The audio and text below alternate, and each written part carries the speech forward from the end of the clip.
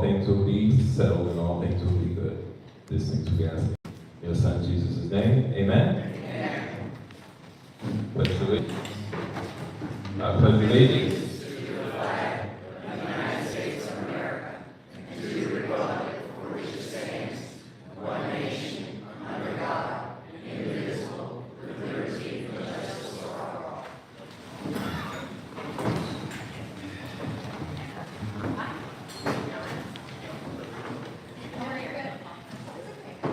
Administrator, commissioners, are there any additions or deletions? Yes. I would like to suggest that we add time for animal protection ordinance discussion.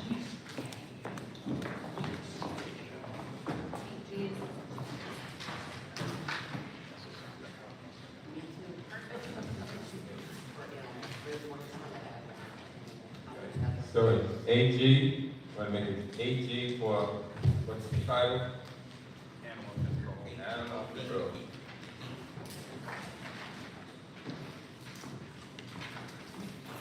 Mayor, we just have one item that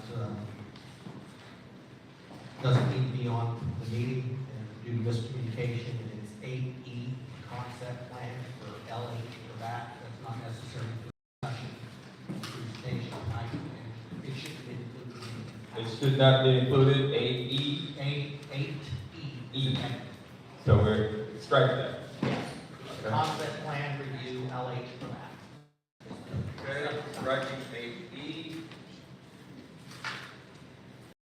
Package, there's a duplication, so pages 33 to 34 is the duplication. You can strike those pages, but it's in the sequence of numbers, so we will just eliminate pages 33 and 45.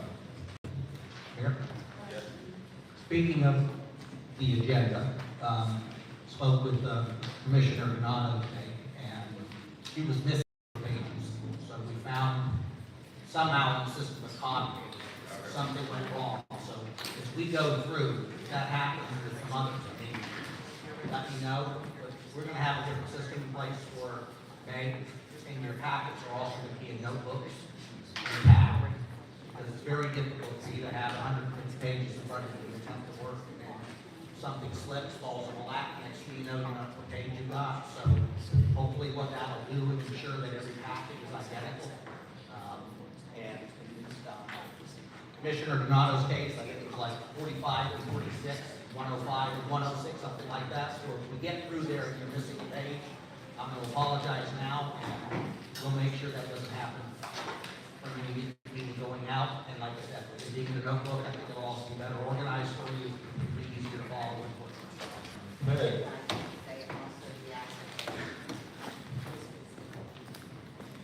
Yeah.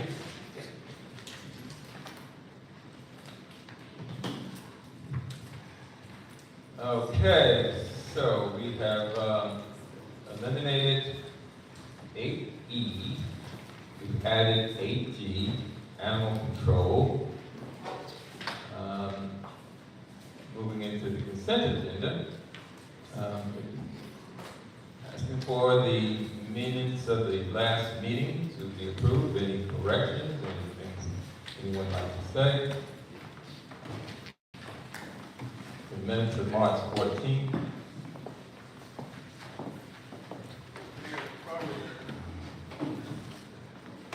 The best way to address the consent agenda is to say, this is for something that is going to be approved without discussion unless one of the commissioners wants to pull an item. So the better way to do it is to ask the commission, do you want anybody want to pull an item from the consent agenda for discussion? Right. And then you can also ask the public if they have any comments on the consent agenda.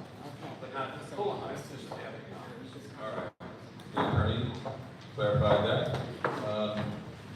So we're going to do the consent agenda, which is the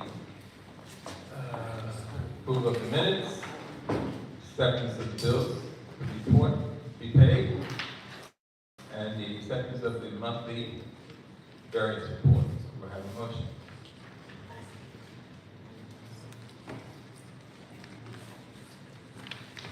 Make a motion that we approve the consent agenda.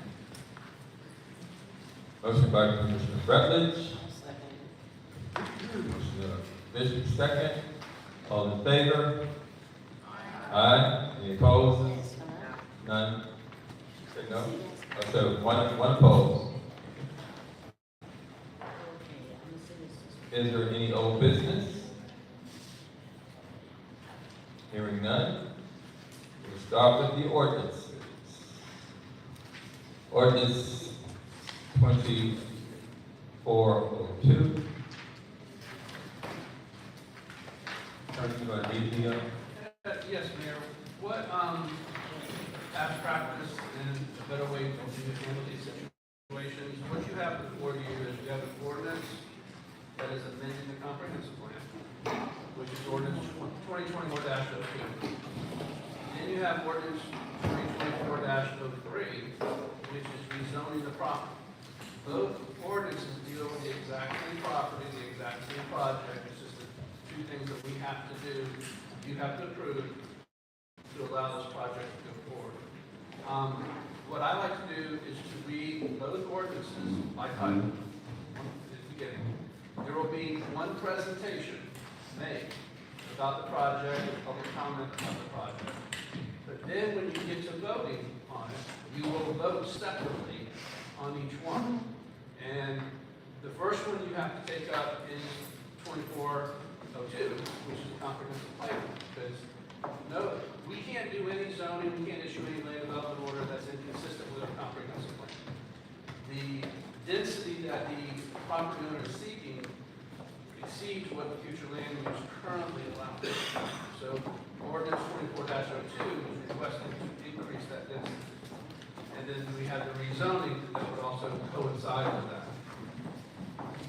You also have here tonight a situation where sometimes you hear me say you're sitting in as a legislative body, sometimes you're sitting as a quasi-judicial body. Here you're sitting as both. And in order to the comprehensive plan, that is a policy decision by you. You are sitting there legislative authority, which means you have substantial discretion in approving or denying this policy change. It's a policy change that lies within your discretion, unless you clearly use your discretion. However, when you get to ordinance 24-03, that is quasi-judicial. That is not setting policy. Now you are implementing policy, and you're held to a totally different standard. And the standard is the decision you make has to be supported by substantial, competent evidence.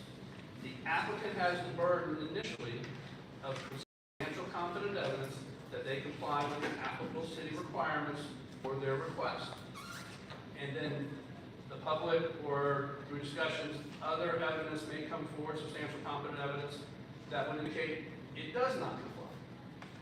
But that is a tougher burden, because now you have to have substantial, competent evidence to support your decision, whereas with the comprehensive plan 2402, you don't. You don't have to justify that decision. You say that's a bad policy from a legislative standpoint. I don't want to make that change.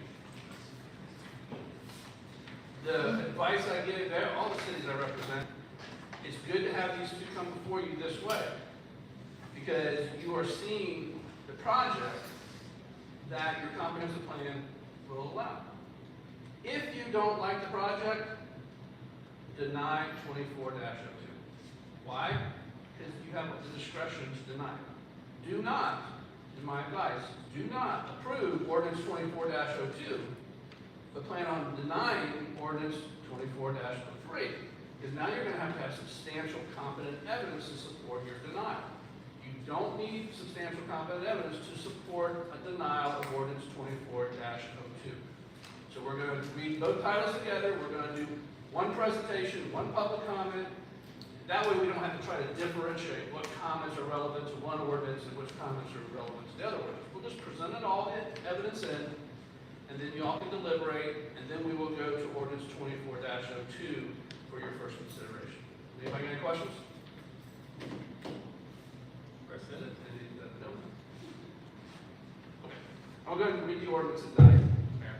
Ordinance number 2024-02 by title only for first reading.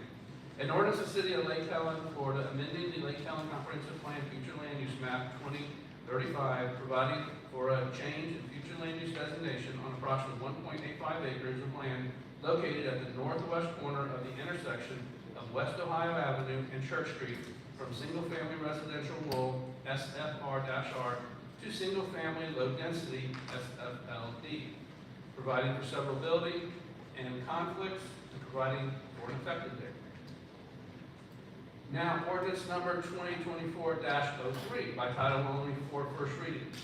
An ordinance of the City of Lake Helen, Florida, rezoning approximately 1.85 acres of land located at the northwest corner of the intersection of West Ohio Avenue and Church Street from single-family residential rural SFR-R to single-family residential. Disclose any ex parte conversation. If anybody needs to rebut that conversation, they have the opportunity to. And with that said, if there's anyone from the public that has public comments, they would come up to the booth. But yes, we have a process. Yeah, they can fill out the card, and I believe staff will make their presentation first. The applicant will come up and do a presentation. Obviously, you'll have the ability to ask whatever questions you want through that process, and then it'll be opened up for public comment. Once public comment is in, you probably have an opportunity for staff and the applicant to submit any or say any rebuttal. Then you will close all discussion and deliberate amongst yourselves. Is there anyone here that has any public discussion that they would like to submit a blue card to speak on this particular item? You have a fill out a blue card? I need blue cards.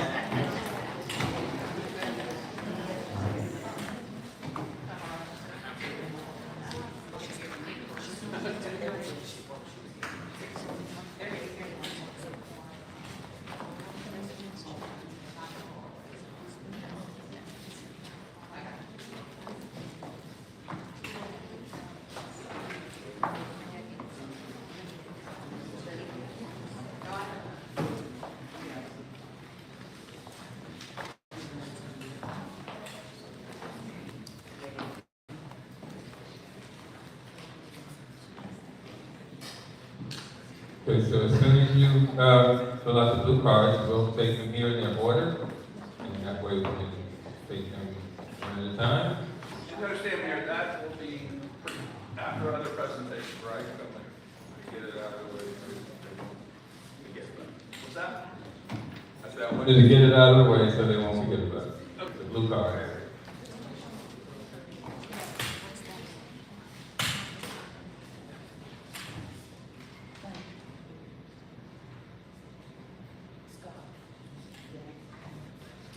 Question? Yeah. Microphone, good.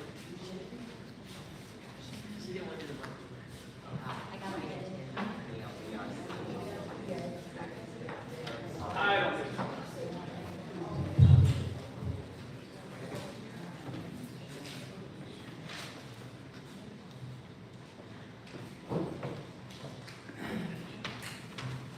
Okay, sir.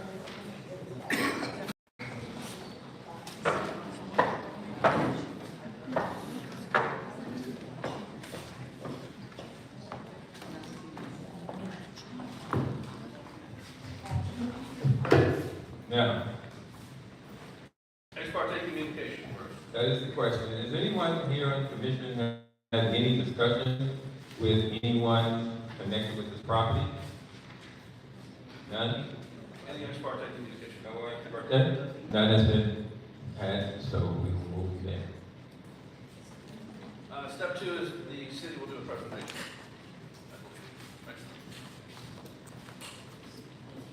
Would you give your name? Yes, with that, good evening, Mayor, Commissioners. My name is Heather Verwiller. I am a staff consultant for the stadium planning area. Essentially, our company title is LPG, Urban and Regional Planners.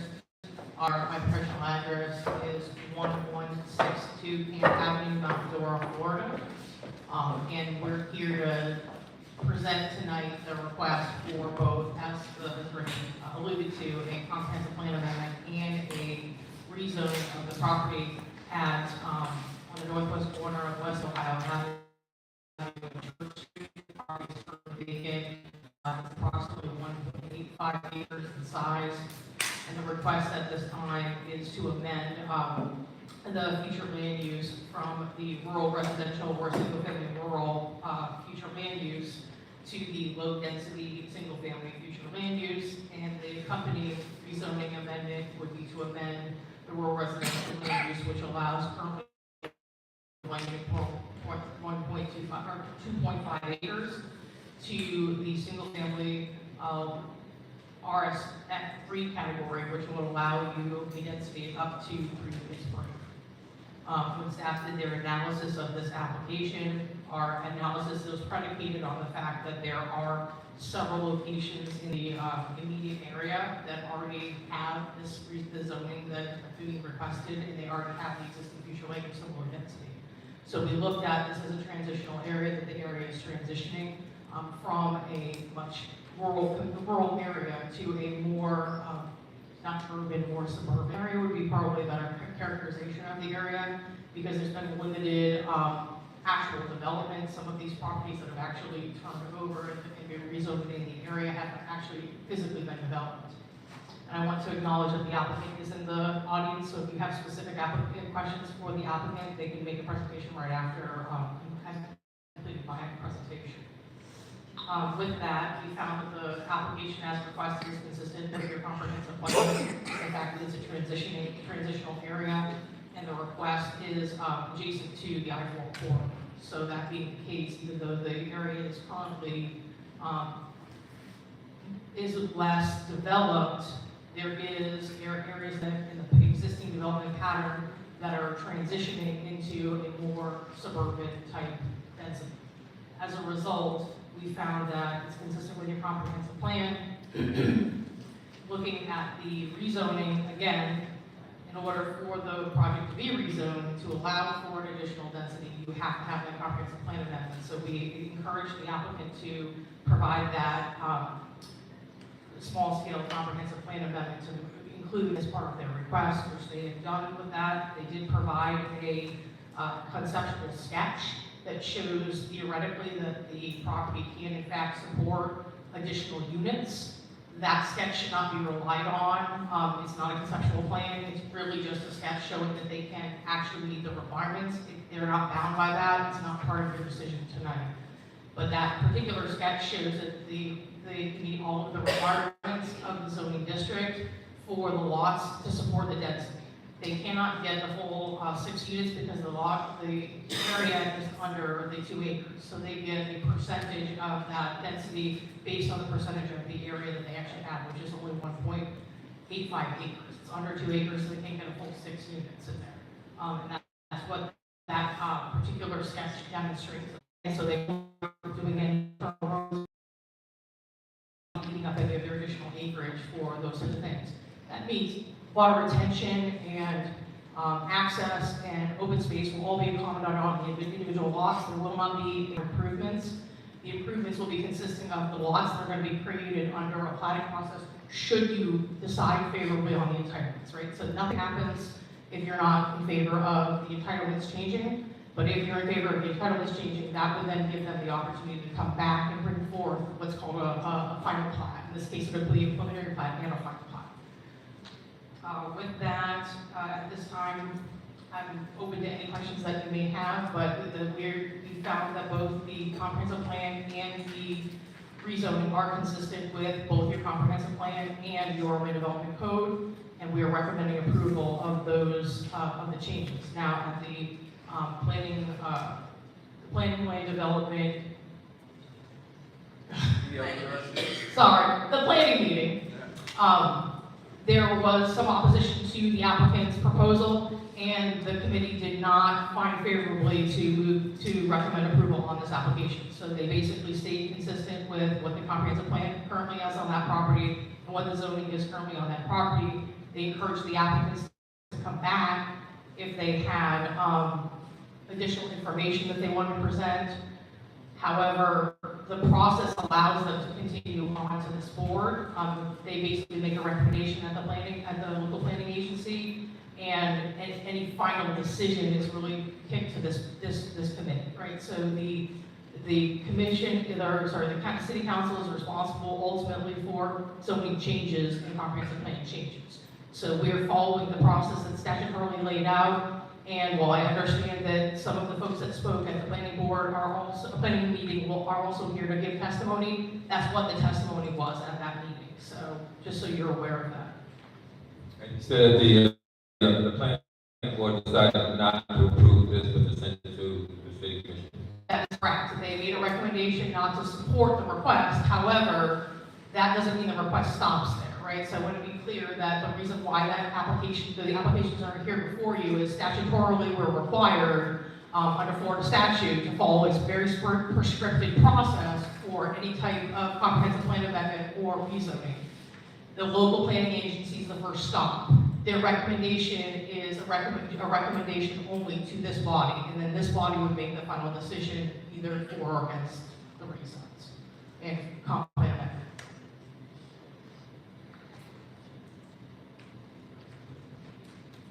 Hi, thank you for joining us. Can you hear me? Yeah. I attended that meeting. I found it to be quite interesting. I'm new to this. I do understand properties and changing zoning, rezoning, things like that. But with Lake Helen and our comp plan, I'm not quite sure how everything works. So when I got my packet, I was somewhat surprised. Because as you know, it ended up with the site right there in PLPRC. What happened? What was the process that changed next? No, see, what the statutory requirements are, and your land development code actually also lays out the same process, right? So your code is formulated under the Florida statute 163, and as a result of being formulated under that, it has to be consistent with the law, right? And so the law for any type of change of a future land use category, which we should see with your comp plan, and a rezoning requires it to go to the local planning agency. So in this case, that's your PLDRC. They have an opportunity to give comment, to open it to the public for due process, and at the end of the discussion, they make a recommendation either for or against. If they do not recommend approval of a project, it doesn't stop there. It still has to come to you for your action. Now, if you choose, you have a couple of different options with your action, right? You can choose to overturn what was done at that meeting, or you can choose to affirm what was done at that meeting, or you can choose to provide additional comment and defer the application and send the applicant back to provide that additional comment. Essentially, you can send them back through the process if you feel that that's warranted. Like if you think that there's some kind of substantial change that they can do that would change your recommendation, you can provide that feedback to the applicant, and the applicant gets to decide whether they move forward or whether they continue back into the process. So it's an evolving discussion. You can only do a recommendation. They can't give final comments. That's what's a little bit confusing is, and we're working with the staff to provide a flow chart and things so we can understand statutorily why this is the process. Because I know a lot of people thought after that meeting that things were done, and that's just not how the Florida statutes are set up. It gives the applicant the opportunity to continue through the process to the actual decision makers, which is you. And so you have a process that you have to follow as well, and that's a 2-meeting process. Like tonight is what we call first reading. It's the first introduction of the ordinances. And we give a presentation, we take public comment, and we then take your comment, and then whatever you decide, this will come back again as a second reading, right? So there's two bites at the apple at this level, only one bite at the apple at the lower level. Statutorily. Now, this body, because you can make decisions to amend your code, can change your process, but it can't be less restrictive than what's required by state law. You can require more hearings, but you can't require less. And just one more question. Rezoning the parcels that are in question, is that going to affect all of the other parcels that's on that street, or It depends. just that? It depends on what you mean by effect. right? Would that It's only automatically gonna change? physically, no, it's only gonna physically change impacts from one property to adjacent property, right? So I can't say no, right? Professionally, I can't tell you no, there isn't gonna be an impact, because there will potentially be subdivided in the future, should you decide that you wanna approve the density increase. Right, nothing happens if you decide that you want to affirm what happened at the planning board level. Nothing's going to change, right? So essentially, if you affirm their decision, you recommend that the not to change, no change. If you go against their recommendation, then you're basically changing it. You're saying it's okay for this property to change both the future land use category and the zoning category to allow up to 3 units per acre. Okay? And you have everything I read that needs to be looked at, all kinds of stuff, work that needs to be done, stuff. That was good. Thank Yeah, you. you're very welcome.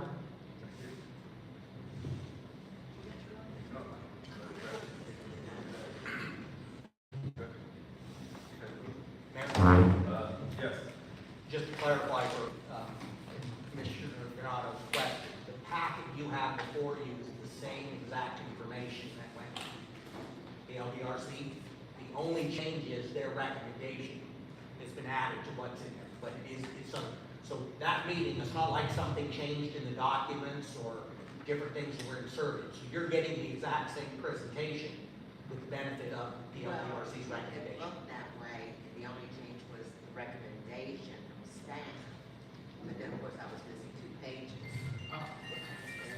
So really, there were two changes. One was the very top header of the page where I added the ordinance numbers, because at the time when we went to the commission, we hadn't actually advertised. We weren't required to advertise, because we have advertised so many days before this meeting, not that meeting. So we hadn't done all the advertising, so the ordinance numbers weren't really officially assigned yet. So that was not what went to their meeting, didn't actually have the ordinance numbers. So the header change to include the ordinance numbers that the attorney read tonight, and then I included their recommendation and the issues that summary of the issues that were brought up at the meeting, so that you would have that information so you would be aware of that, because I wasn't sure if you got the minutes from the meeting as part of these deliberations. If you didn't get the minutes, then you wouldn't know if you had an attendance. I wanted to make sure you had some information.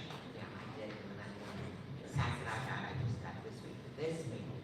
Also, the applicant is responsible for you appearing and doing this work, or putting everything together, or? Okay, so no. No. They do pay for my services, but the city actually has hired us to review the applications on city staff to us. We basically function as if we're city staff to review the application, right? And so we review it based on your regulatory documents, in this case, your comprehensive plan and your land development code. What the applicant's responsibility for that is they pay the bill. So they ultimately pay the bill for our services, but our services are actually rendered to the city. Oh, yeah, okay. So we're kind of like a third-party reviewer, where we are not in part of the application, but we are giving our professional opinions based on the information that's been provided and how it coincides with your particular regulatory documents. Yeah, I would just hate to see us take 2 or 3 bites out of the apple, and the city taxpayers paying for this, so that's why I asked that. Yeah, the city taxpayers know the way that your land development code and your processes is those fees that are associated with our review and the advertising, and a lot of the costs are then passed back to the applicant, because they're generating the need for this review. Thank you.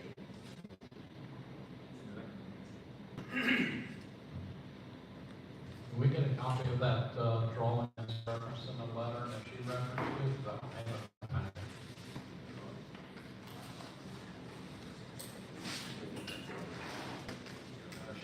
She said they got one that shows the position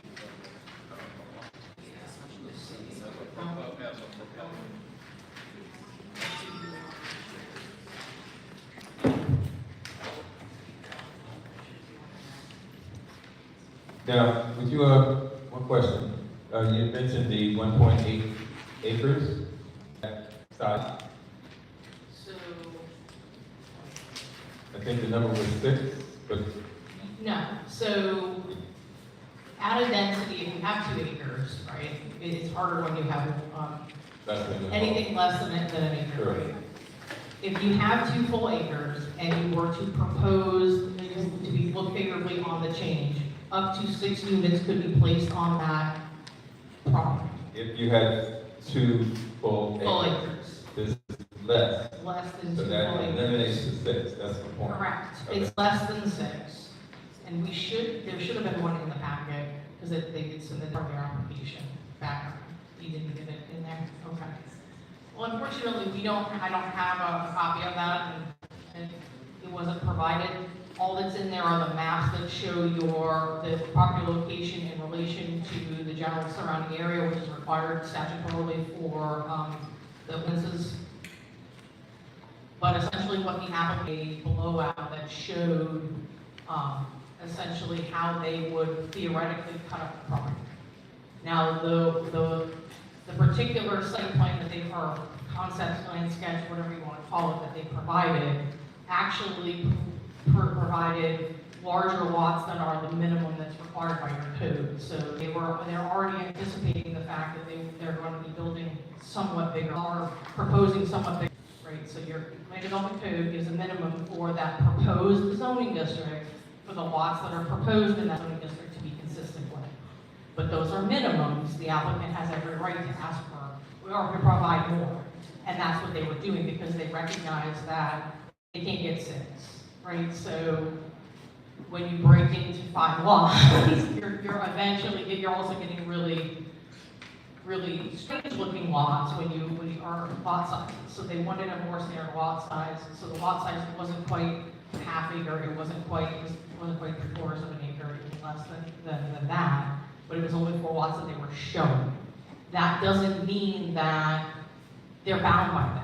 They can ask for, if you give them the entitlement for the zoning and the future land use, they can go up to whatever the maximum density is that's there. The problem is without 2 acres, they're not getting 6 units. It's something less than 6, right? So it's going to have to be, it's actually right around 5 and a little bit more, right? Because it's not quite the 2 acres. What they were showing was just 4. So one of the options that the city commission has is to approve it or send it back to the planning board for a little bit more discussion. You can do 3 different options. You can affirm the decision that was recommended by the planning board, which was to not amend. So deny. Deny. You can recommend approval of those entitlements, and then this ordinance would come back to you for a second reading. Okay, so this is not like we're done tonight. We're not. Or you can remand it back if you feel that there are changes that can be made that would make the application more palatable to this board for approval. But the decision cannot be based on, we don't have the site plan, because the site plan is not what's under consideration today. All that site plan is a sketch proving that theoretically the applicant can build or create lots that are consistent with your land development code, provided this change occurs. Here's my concern. As a city commission, and as was asked before we began, because this is quasi-judicial, that no one had had any contact with any of the residents or the applicants. And I'm sorry, what's your name again? Heather? Heather. Okay, Heather, you didn't speak to any of the commissioners. No. Okay, would that be proper for you to speak to the commissioners to give us a little bit of understanding? Because we're about to make a decision about something that normally would go to the planning board, and what their decisions are, we would then be able to either accept or usually if we go along with it if we have to. At this point, there's an option here, 3 options actually, and I don't feel comfortable making a decision on things that I don't really understand. And you could have given us a little bit more information and heads up that, yes. Mayor, that kind of defeats open and public government. We debate that here in the room. You can have the right to a one-on-one, and we can answer any questions, but to kind of implied that staff stumbled or something. We're in the process, and as you know, we can't make decisions behind back rooms. And when you see on the report a staff recommendation, it's not that we sat down and said, okay, hey, I like this, so go ahead and make a recommendation. The recommendation is coming through our planning agency based on the facts of the transitional area, other parcels close to it are zoned in whatever to that level. So I'm not sure what Well, I guess the question what is, more or what it is. what I would have liked to have seen is what she just described in writing. Mayor, let me help you. Help me out. Let me help you. Doing development is like almost building something. There's steps to it. And each step along the way is more and more expensive. Okay, what they want in our comp plan, based on the designation of their property. So the appropriate first step is to come in and say, will you allow us the increased density on this property? Not talking about how it's laid out or anything like that. Just, are you willing to allow us to have the increased density on this property? That is actually the only question before you. It's the only question before you tonight. It's not about how they lay it out, because there's going to be site plans, the property has to be subdivided, the details will come later.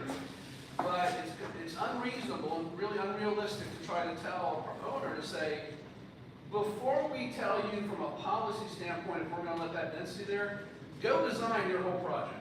Spend all the money without knowing that conceptually we like this idea. From a policy standpoint that we like this increased density. That's unrealistic. You'll never have anybody build anything here. That may please some people, but you're not going to have any growth. There's no developer's going to come in here and expend all that money up front when you can make a legislative policy decision and say, nah, I ain't doing it. Ain't got good reason. Here's my question. The question is that where we are now, we're going to hear from public comments. Right? So before we make a decision, public comments will come into this Public conversation. comments are going to definitely come into the All right, conversation, but that's what I'm looking for. and the Yes. public Public comments comment. need to be focused on what is relevant to your decision tonight. Okay. Increasing the density. Not how it's laid out or anything like that. You're increasing the density. That's the relevant question before you tonight. And it's a policy decision. You can decide.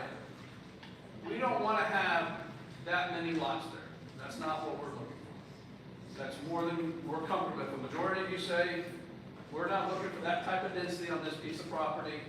You have that discretion to do that, and then the developer knows no reason to go on and do a site plan, a subdivision plan, and all the engineering that's needed, because from a policy standpoint, this commission doesn't like that.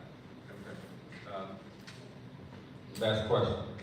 How many lots are they looking to put there since they aren't able to put 6? Okay, so that, once again, would be up to them, should you find favorably here, and we don't know we don't know the true answer to that, right now. Well, we do know the answer that they can have no more than 5. Correct. So you have to assume, and I'm sure they did it for their calculation, when you do, it's called concurrency. So when somebody comes in and makes these changes, part of what they do is a concurrency analysis to make sure the streets can handle the impact, the water can handle the impact, the garbage can handle the impact, the fire can handle the impact. All that concurrency can we handle. We have to assume it's going to be built to the maximum potential density. Okay. 5. You tonight need to assume that it will be built to the maximum potential density of 5. They may come back before. That's up to them. But if they were to tell you that tonight, we're going to come before, they're not bound by it. That's clear. That's clear. So that, clear enough. How many units can they build right now?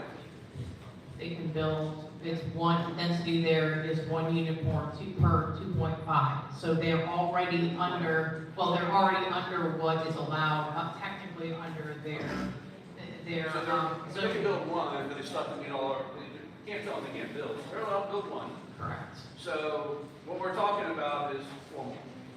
That's really the question tonight, is allowing 4 more units on this property, because they got 1 now. They can build 1. They're asking to build up to a maximum of 5. You have to assume it's a maximum of 5. Before we start public comment, a quick question. I'm not sure who to direct the question 42. So please jump in, but I did not understand one of the paragraphs that's on page 42. It is under the letter C, the paragraph directly under that whole paragraph. It says the applicant has provided a narrative to accompany the site plan and demonstrate that the feature is exempt from concurrency available in the area. And I believe that to mean the drawing that was discussed earlier, but I'm not 100%. Okay, give you that section again, where was it? It is on page 42 in the packet, or page 4. At the top? Yes, right under the whole paragraph C, the next paragraph, starting the applicant has provided a narrative. Yeah, so what the applicant provided is a narrative, and the site plan to demonstrate, so the narrative along with the site plan demonstrated that they are exempt from, specifically, that should have been transportation concurrency. They still have to meet all your other public facility concurrency, but because there's so few lots, under Volusia County standards, they don't trip the threshold for the number of lots to actually require a full traffic study. So they can do what's called a letter of de minimis impact, and that's where that should have said. So I apologize, that should have been a little bit clearer.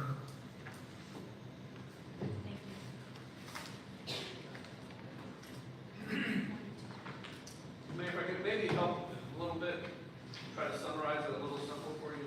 As I said, the question for you tonight is, do you want to increase the density? So if you all decide you want to increase the density, which is a confident question, honestly, the rezoning is kind of a no-brainer. Because you've already made the policy decision to allow the increased density. So the real question is ordinance 2402. Because if you prove that, there's nothing to send it back to. There's not another zoning that they can go back to. There's no reason to send it back to the planning board for consideration of the zoning. It's not like this was a PUD where we have a site plan attached to it, where they may want to change some things around. It's not. It's just, they're requesting straight zoning. So the real issue is ordinance 24-02. That is a policy decision. Y'all need to decide, are you going to go from 1 unit for every 2.5 acres or 2.25 acres, or do you want to make it more dense per their request? That is the key question. So I have a question for you. It doesn't have to do with rezoning, I understand that part, but you keep bringing up the comp. Are we setting precedents here by saying, okay, we're going to change these parcels, and then that means for the rest of the city, someone can come in and... Every application stands alone on its own before you vote. Now, obviously, people can come in and say, it's part of the transition of growth. As Heather indicated, it's transitioning now. So, yeah, it would be part of the transition. But you are not setting a precedent to say, hey, somebody can come in and say, hey, you let them do it. You have to let me do it. It's a policy decision to change the land use. And there may be reasons, for policy reasons, you make a decision tonight, and you may say no tonight, and an applicant comes in next door in a month, and you say yes to them. So it's a policy decision you get to make. So I just don't want to change the entire comp plan based on one action. this only, as Heather indicated, this request tonight only changes the land use and zoning for the property to 1.5 acres. It does not change anything else, and it doesn't set a precedent that entitles someone else to make the same request. I think we're trying to beat this around. About time to hear from the residents. Applicant. Applicant? Applicant. Oh, the applicant. Where's? If the applicant would like to speak, it would Oh, be yes, appropriate to please. have them speak before the public. Please come up and get a mic, and right there, and the guys. Just state your name and your address.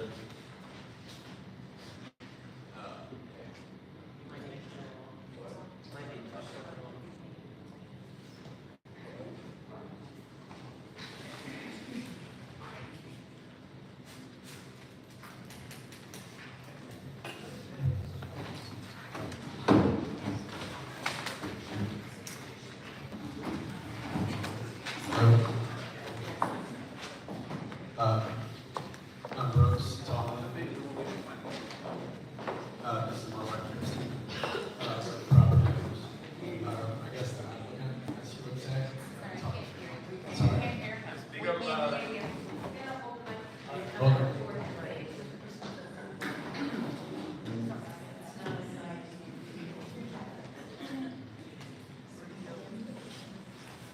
I can just use this one and if I hold it really close. Thank you. I'm Brooks Donald. This is my wife Christina. We're the applicants. Can you all hear me? Yes. Okay. I'm really not sure what I'm supposed to say. We're brand new at this. I said it at the PLPRC a couple weeks ago. First and foremost, I'm very impressed. The fact that not only y'all said a pledge of allegiance because we're both school teachers and we say that every morning, but you say a prayer. So thank you. This is our first time doing this. We're just looking to get something. There are lots right adjacent to us that have the SFR3 and would like to do that. Is interesting, Commissioner Donato. You asked if there was, I'm sorry. I'm sorry. You asked if there was precedence. 3.5 years ago, 785 West Ohio got the same thing we were asking tonight. So I'm not saying that there was precedence, but that's the same exact thing. They went from SFRR to SFR3 3.5 years ago, and you can look in the minutes. So yeah, we're school teachers. We're empty nesters now. And we were just looking to get rezoned. That's it.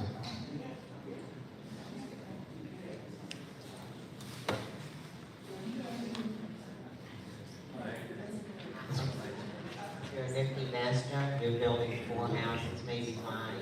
Are you going to invite the kids back? Mine always came back home. That's Because we're an open book. We have no idea what's going to happen in the future, but that's a possibility. Absolutely. are you planning on renting the property out, or? We really, truly have no idea. This is our first time ever doing this.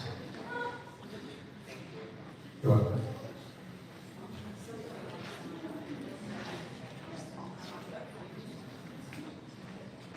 Public comment?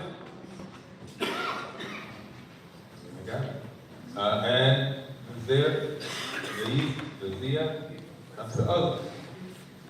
Is he coming?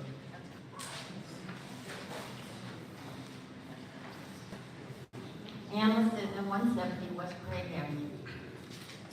I'm a member of PLDRC, and we met and reviewed the application of the very lovely couple.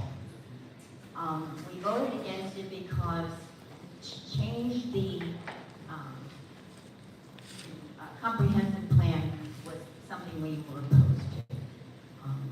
They presented us 4 homes in that area, 4 lots, and it was just too much for that small area.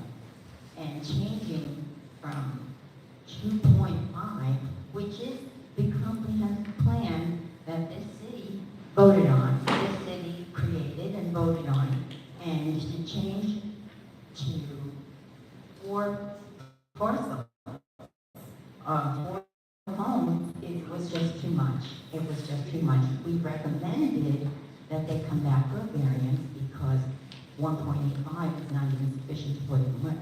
So they need to have variance in order to build 1 home there. They knew what they were buying when they bought it.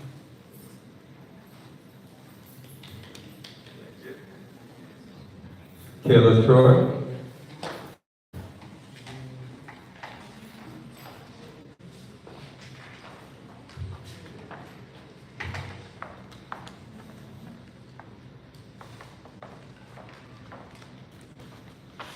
Kayla Troy, 664 McKinsey. I just want to open my notes really quick. I did want to echo what created a comprehensive plan for this reason. It's the framework of how do we preserve Lake Helen and allow for sustainable growth.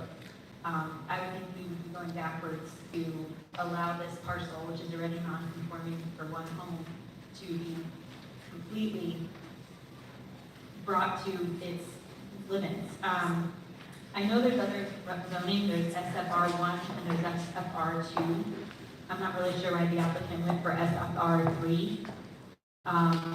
you know, to the attorney's point though, if you deny it tonight, you know, that would kind of, to me, finalize this, but that was the question in my mind was, why go for the maximum zoning in that area? Why not go for, you know, anyways,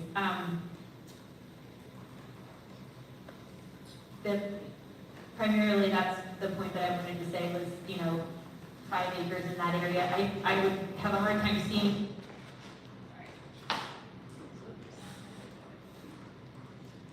Well, I would like to see maybe where else near. Where else near this, there's SFR 3. I have a hard time, I drove down there today, I have a hard time seeing even a precedent for that type of zoning in that area. Obviously, there's gonna be more people here to speak tonight, but I would urge you to keep the comprehensive plan where it is, and this doesn't seem like a place where we should change it. That's it. Casey? Galindo?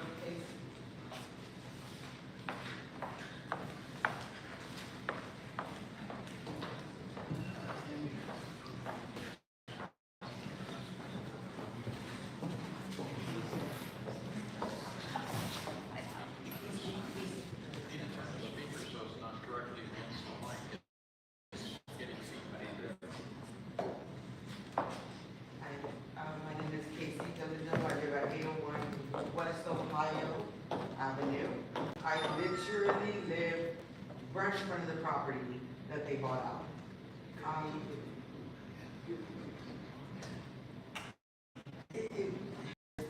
We got water issues. We barely even have a sidewalk. The street is not.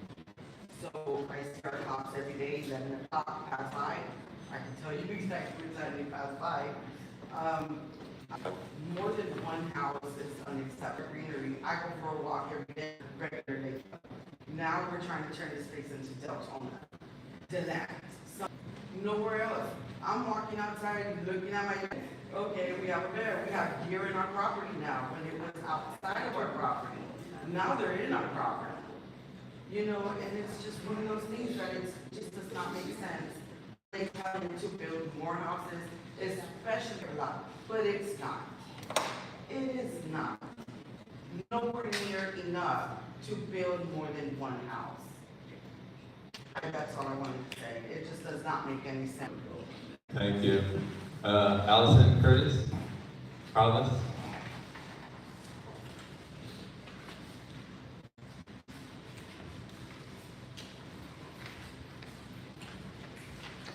Just state your name and your address into the mic. Alice Curtis, 533 Sherman Street. Thank you, good evening. I appreciate the efforts. My main concern is the proposed density will actually equal. The proposed density will actually equal the number of residents on Sherman Street if it's held to its maximum, which would effectively nullify the voter effect of anyone on Sherman Street. This is an area that's populated largely by people who have inherited the property and intend to pass it on to their children. So we have generational connections to these properties in this area. And it isn't though that we want to discourage new community members. We definitely appreciate people who want what we have in our little Lake Helen area. But we feel that this would encourage investment much more so than new community members. They're coming here for the small town life and then changing it into a big town. So we would request that you would consider carefully changing the character of this neighborhood, of people who have been here for generations, and effectively being able, along with the new development on Pennsylvania, effectively being able to nullify any voter influence over future change, and we would end up with another Deltona. So thank you for your time. Thank you. Doris, great.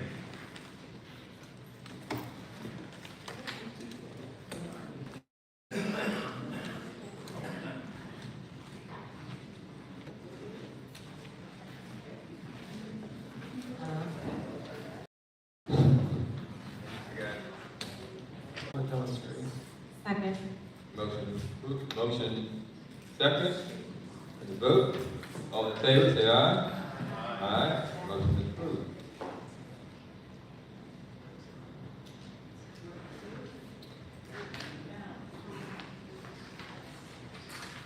Okay.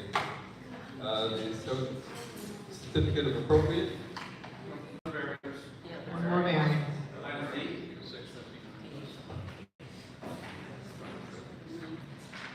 Should be before the, not the,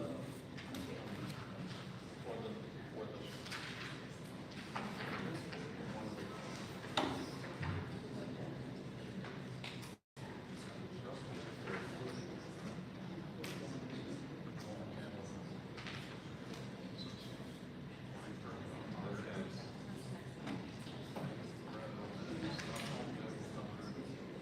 You don't have that. I don't have that one.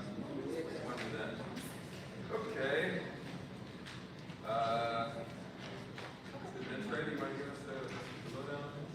Oh, no, I keep putting him on the spot. Well, if you really want to, you No, I want you to can. do it. But you know, you have the benefit of me being here, so. I'm just glad to do it. All right, so this is a very interesting application. And it really is generated as a result of your land development code.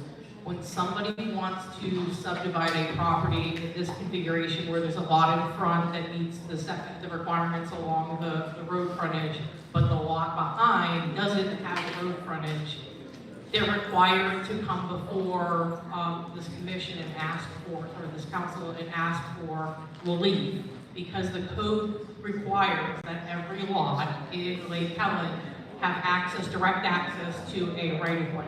So it would have to both front on the public street in order for the lot to be split legally. As a result, the applicant has requested an easement. We provided comments to the applicant that we would like to see the easement be a minimum of 50 foot.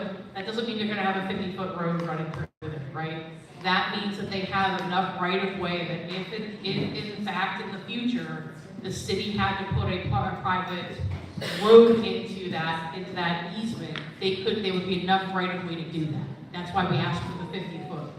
There are existing lots in Lake Helen that have reduced easements of like 30 feet. We don't recommend that because your city street requirements are 50 feet. That means when Lake Helen builds a road, your minimum requirement is that road has to be 50 foot wide. Now that doesn't mean the pavement is 50 foot wide, but the actual right of way where the sidewalk theoretically would go, street trees would go, if there's a median, that would go within that right of way, and the actual drive lanes are also part of that right of way.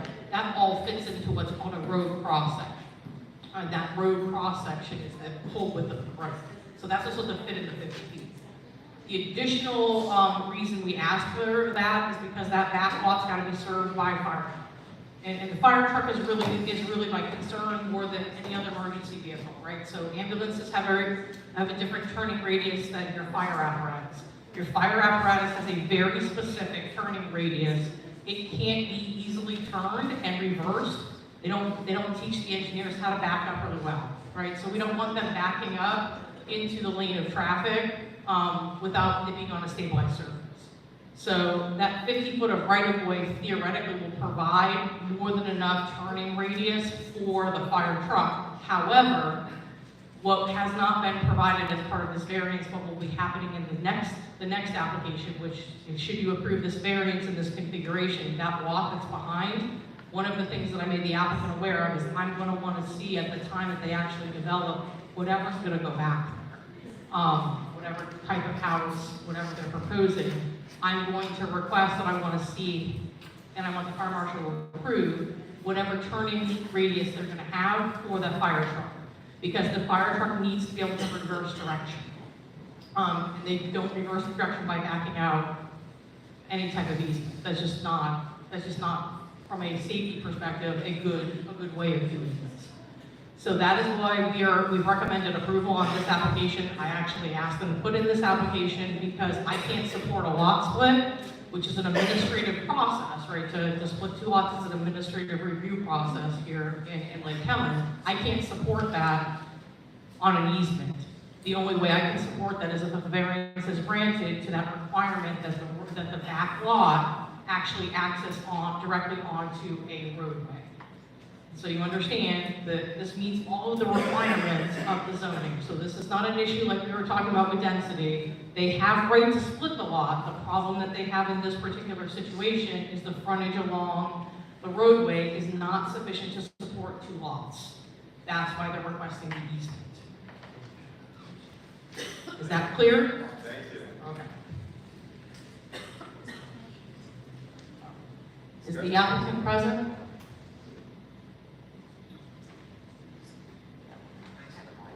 Is this new development? Is this a new house that's going? Yeah, so the house, theoretically, if you were to approve this, behind it, there would be a new house. Theoretically, right? There's other steps to get there, but Thanks. Maybe one comment is, being a retired firefighter, I do not appreciate putting down firefighters in our. no, it's no, We go through a lot of training on how to back up a fire truck. agreed, but the fire code really doesn't support you guys having to do that, right? And it takes 2 guys and everything else to do it. Yeah, it doesn't support that. Not when we have more than enough sufficient land to provide a returning area. Now, it doesn't necessarily have to be a cul-de-sac, but it's got to be a stabilized surface that's going to take that truck with you. My question is on the right of way that's proposed, how far is that from the existing house on the front lot? Is that still gonna meet the distance requirements for the property owner? Yes. So the easement that's required, that easement still is theoretically part of that lot, so it allows for that distance requirement. It's not separate from the easement because the easement is not a roadway. If they were establishing a roadway and required to do a full, what's called subdivision, and go through that process, we'd be having a different conversation. But because this is an exemption to the planning requirements, the lot split that theoretically brought all this up, they are not required because it's an easement itself. The land is not going away to a different use. It's just theoretically going to be used for egress for that rear house. And I did make the applicant aware that if they decide to do more than 1 lot split, they gotta do a full subdivision, which is not gonna be financially feasible for this configuration. Like, they can't take this and convert it into a roadway, but I want the city to have the option, should you need to down the road, be able to put a physical road there if you needed it, right? Because we don't know what's gonna happen in the future, but they cannot get more than 1 split off this, and the applicant was made aware of that actually at the public hearing, because that was the first conversation I had with them. Okay, I don't know if you folks in the back know that this is the Loretta Williams property right next to, used to be Lorenzo's property. It goes all the way back 2.5 acres, and this is what we're discussing here. Got a lot of legalese, but just to bring it into clarification, because you guys have been here a lot longer than this property. So we're talking about Lorenzo's property that they sold. And they've been building up the house. They've already done the house, but now they want to split off the back of the lot. I felt that I just wanted to give respect to the folks who know this property by name and not just a piece of paper. So that's the application that they're putting before us. Mayor, I can't remember if you did it, but you asked if they have parte communication on this one? Yeah. Or we did that?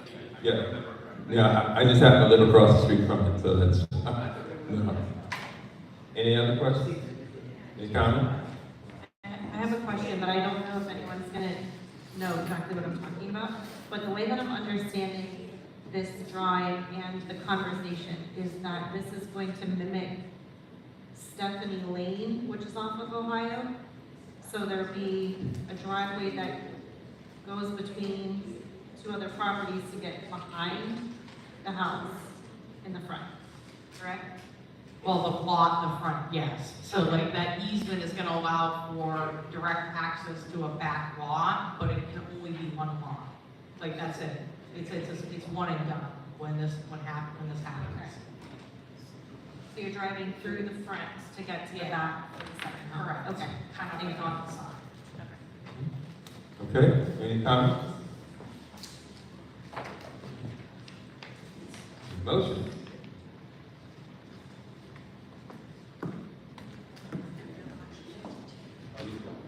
Any more public comment on this particular item? Would you, I know you gave me your name, would you give it to me again? While you're walking up, I have one more quick question. Did this go before PLDRC? Yes. And was there a recommendation? Recommendation for Was approval on this approval. one, yeah. Both the variances are recommendations of approval. Thank you. I'm sorry, I really had to clarify. I'm Allison Curtis at 533 Sherman Street. Right. And a clarification, is this the property next to the church on Ohio Street? Yes. And is the easement going to be to the west of the house or to the east? Because if it's to the west, it's going to require a little bit more greenery removal, which is one of our comments. I don't object to it, but perhaps they should. On the west side. On the west side of the house.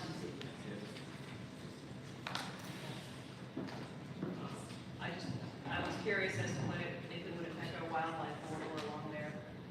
Well, to be honest with you, when the property was first purchased, they did pretty much cleared out a lot back there. You can see the back where you couldn't be before. So anything else beyond, I don't think there's much more they could have done than that. There Thank was, you. I was curious. Thank okay. you. Any other questions, comments? No comments, discussion, or motion? Motion? Motion to approve, the second. I'll second. Motion approved by Mr. Donis, second by Mr. Rutledge. All in favor? Aye. Any objections? There are none, so it's approved.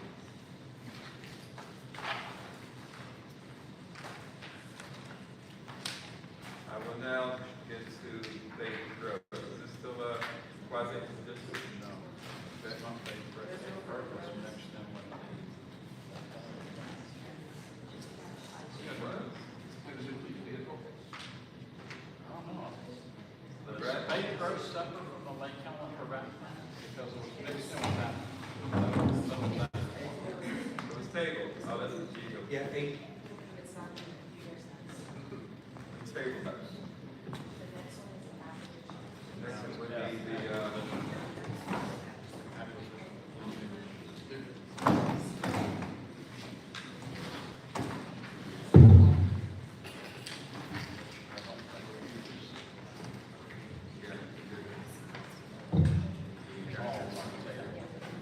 all right, acquisition of police vehicle. Is anybody speaking on this one?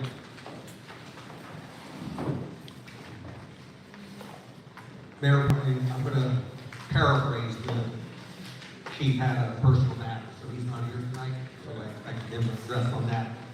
I think what he was pointing out is that when the budget was approved, I think the vehicle, if I'm wrong, I'll get corrected, but I think it was approved at $45,000. And when went out based on the state contract and the purchasing price, coming back at over 50,000, 50,806. So there's, I think it was an increase of over $5,000 in terms of what's budgeted. How they do the vehicles, I mean, it is leased, so it would increase the lease payment. And so I think the aspect is that to approve it not to exceed, I would say 51,000.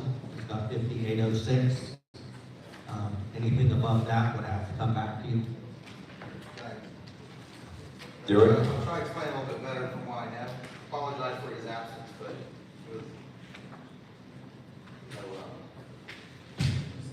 he's tied up beyond weight control.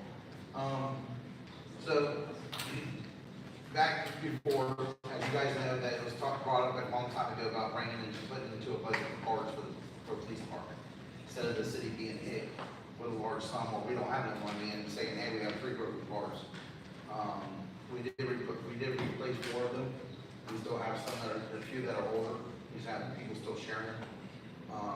We inquired about getting trucks. Right now, the F-150s are the cheapest thing to go buy. Our Durangos went up to $56,000, I believe, is the rough price.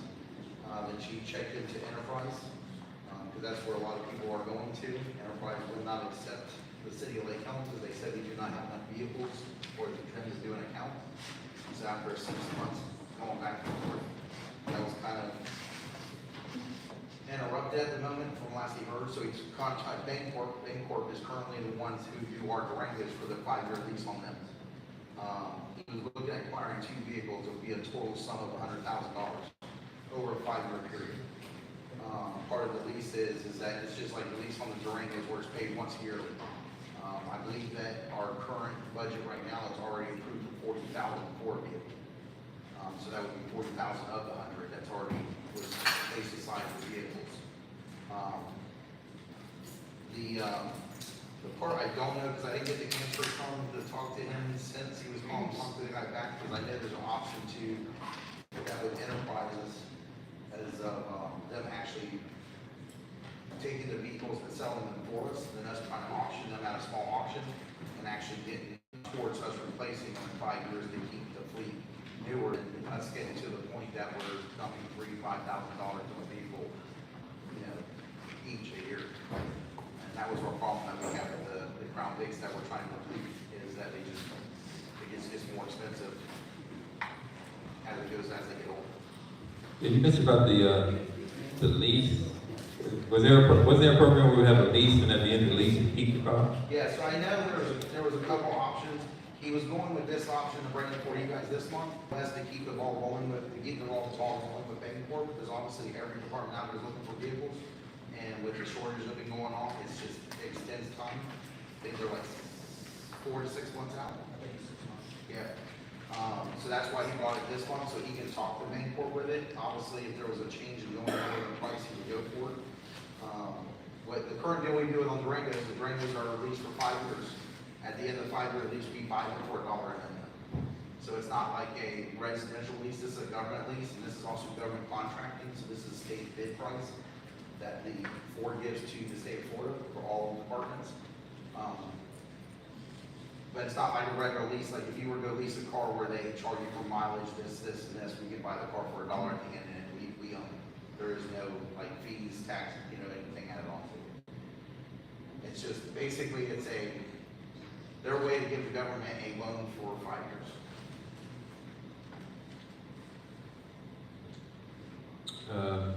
We already have the car? Sorry? We already have the car?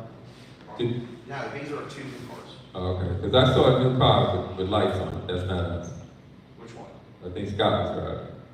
We have 4 Durangos. Okay. That we purchased in 2000 and... No, this didn't have any markings on it. This,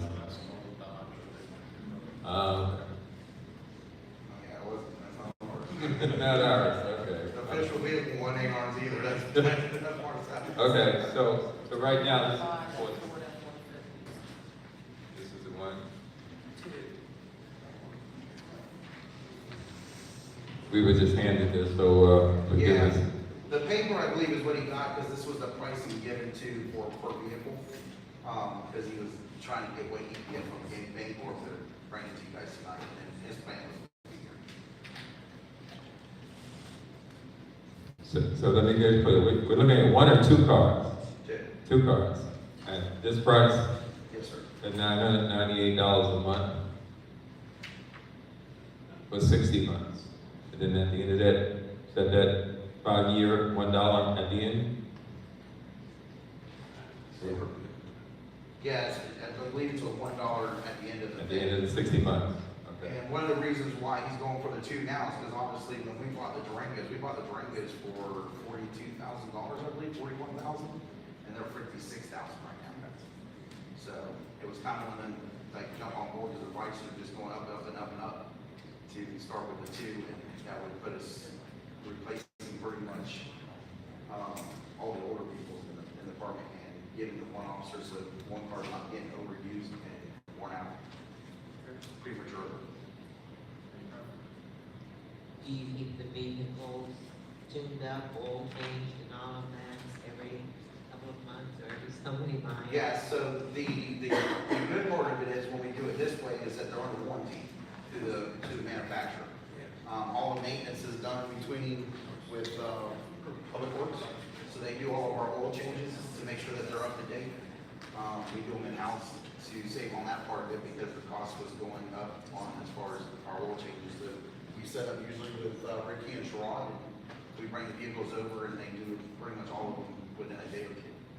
Do you have any idea what the mileage is on the vehicles that you have? Currently, Currently. so currently we are, will be 3 years this October that we'll have those. And I believe we're around 15,000 miles on them each. It's not bad. No. But the beneficial to that is with us doing it with this program, and the part that he was gonna look into, from what I understand, is the reselling. So that we sell them for 25,000, we can buy them for 25,000. One of the positive things that we did look into with Eden Enterprise, is that because we don't do as much mileage like the county, because like 60,000 miles a year, basically their cars aren't worth nothing at the end. So that's where the 5-year thing comes beneficial for us because we don't do that. So then what we'll have to do is look at whenever you purchase them, that's gonna go in the variance report this year and then next year, whatever payments you're making, will go in that. And I believe part of the thing he was trying to look at with the 40,000 is that I think the annual payments for each was 11,300. So we understood it was 23,000, which there was already budgeted for this year was $40,000. So he was going to use the 23,000 that was already budgeted, that was put aside to buy cars, to go into the lease program, and then he could use partial money to outfit them. And the ideal of the outfitting is to find, hopefully, we looking at aspects of finding a new set that can switch from these trucks to buying the same trucks and just switching it straight over. So by doing it now, we're not going to go over the budget this year. This year, no, there should be, from what I understand, if I'm not. I realize we're I think I'm with Jim on this one.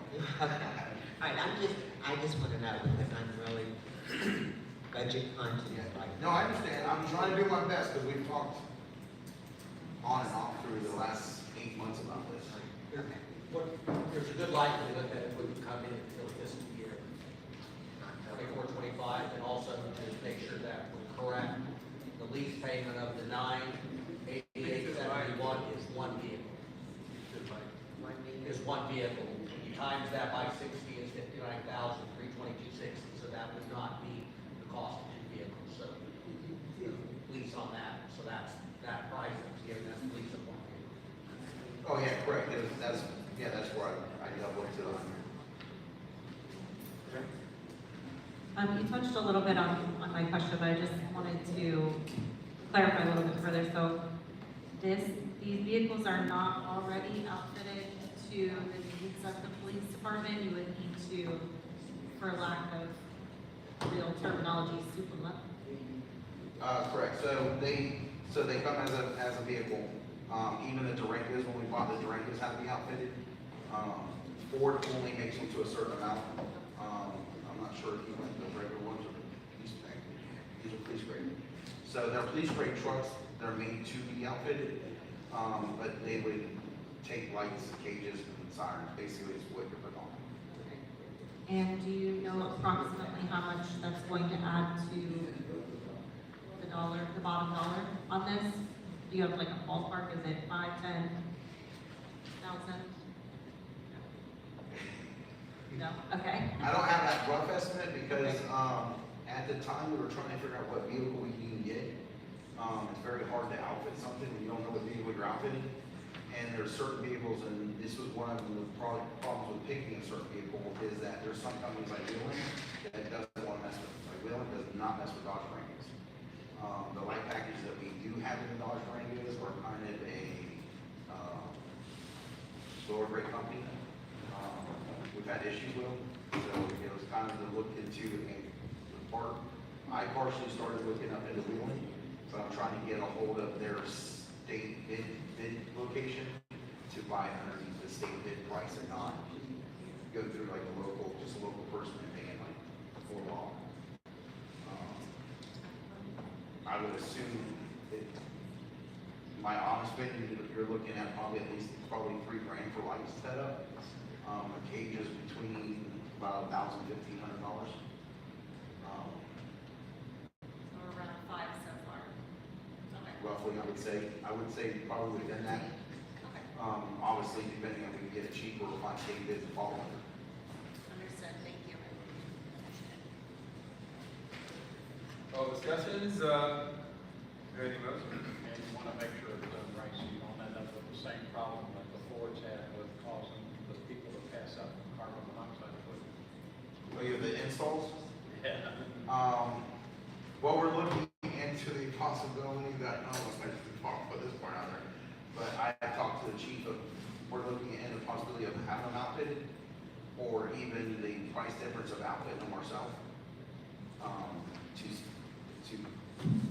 Well, the whole issue was where they hooked the holes to run the wires. Right. They didn't seal the holes properly. They also have 300 Durangos out there that they drill a hole for the cage to go in and drill it right through the fuel line.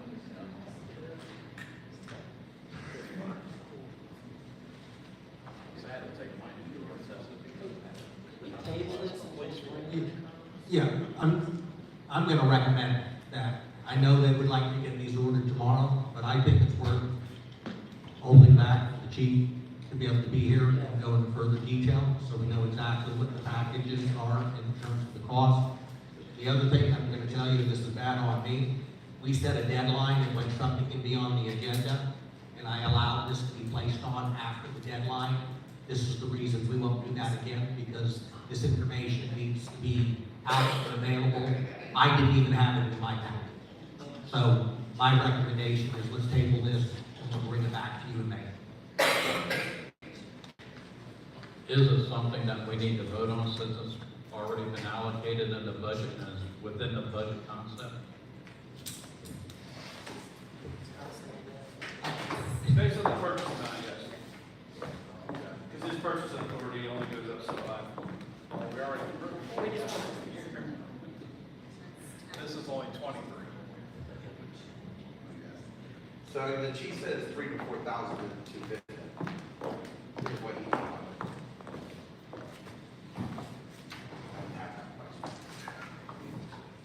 So, this was like a last minute thing that just kind of came up, that was on the table, we tried to come this. And I appreciate that, but this, I don't want you voting on something without being 100% comfortable on the total price and the total impact, both on the 23-24 budget and the 24-25 budget in reference to what's being done. All right? So you're suggesting that we put this off until next month? What's that going to do with the timeline on? It may push the ordering back a month, but we're at 6 months now, so the vehicle maybe is in October, so it could push to November. And, you know, I understand he wants to keep the fleet fresh and go through that process, but I don't believe 1 month delay on this is going to have an impact on operations or on the traffic.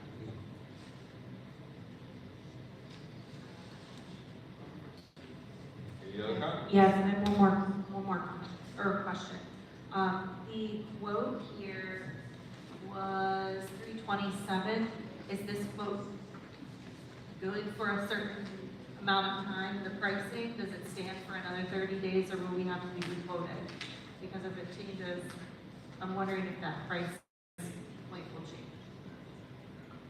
So what I do know from the past and from the dealings that have been going on and talked with the chief, that part of the thing with him bringing this forward of tonight is kind of like, they don't want to deal with you unless you have something kind of going forward. Because we're like your 16-year-old child going to go shop at car, and they said, well, where's mom? And we're like, well, mom's not here. So I know that was part of it. I can try and get that answer for you really quick. What was you said 326? It says 3/27, revised quote date. On the top. If us delaying it a month, is it still gonna be within the quote amounts? It says in the comments, quote is subject to factory order acceptance on 30 days. For 30 days, right at the bottom, right? But I'm wondering if, Can I interject something? I've been trying to get the dump truck moved forward also, and they don't guarantee the right for so many days, and then even on that, it says could be changed by manufacturer and everything, so. It does make a difference in some ways, because they do, at least on that way, I'm going state bid on a dump truck. They have all kinds of stipulations now, and everything they add to it and all that. The longer you wait, the longer and more drawn out, the more things can happen. It really does, it takes a long time. I do know that I'm not fighting against Jim's recommendation. You know. I'm just trying to put what I know. I do know that we had this situation with him trying to go forward with this was also the Durangos went from like $50,000 to $56,000 since we started working. Because Ford is coming, well, they had the big thing and then they said, we need more money, we gotta pay them money, you're going. So.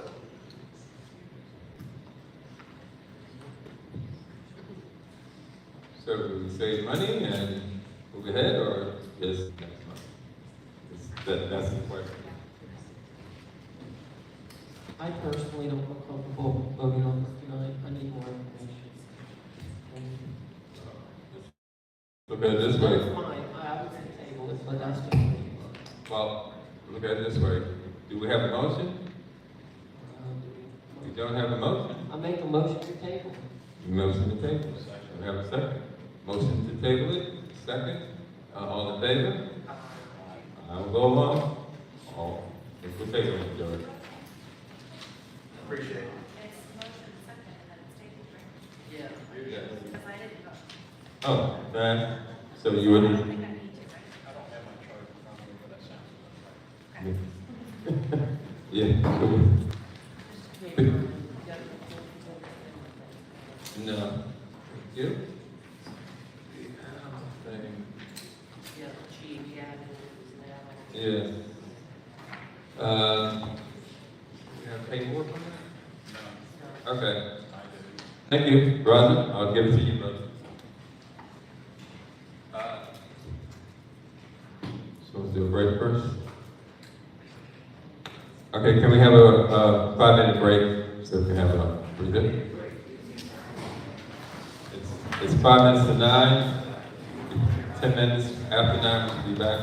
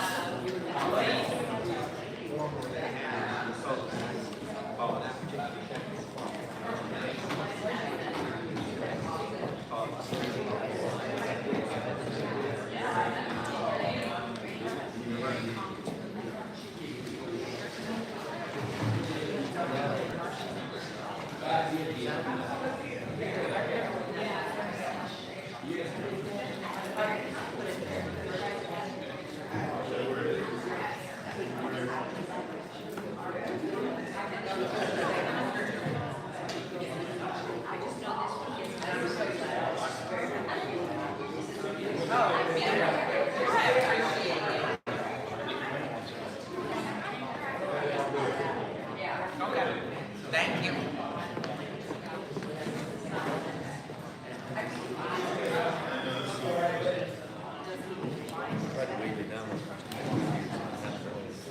Got the white to drop. Thank you.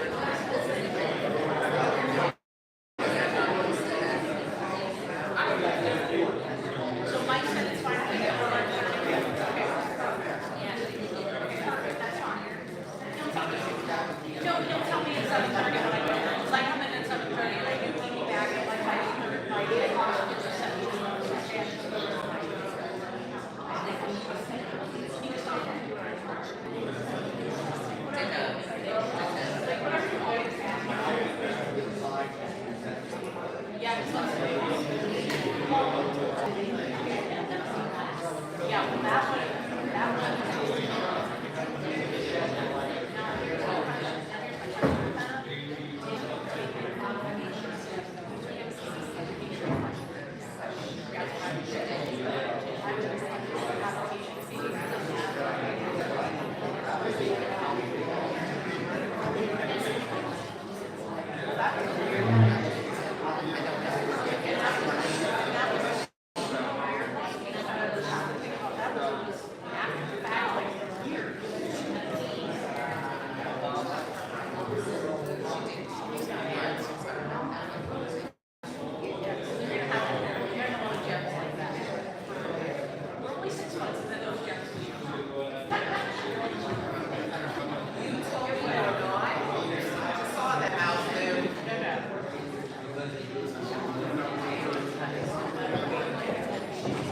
All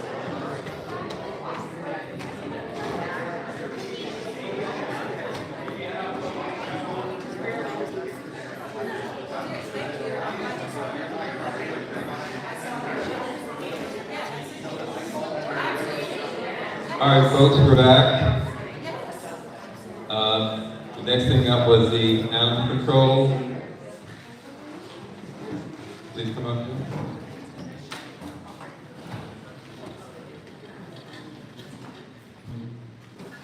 June Troy, 421 Roseville Lane, Lake Helen.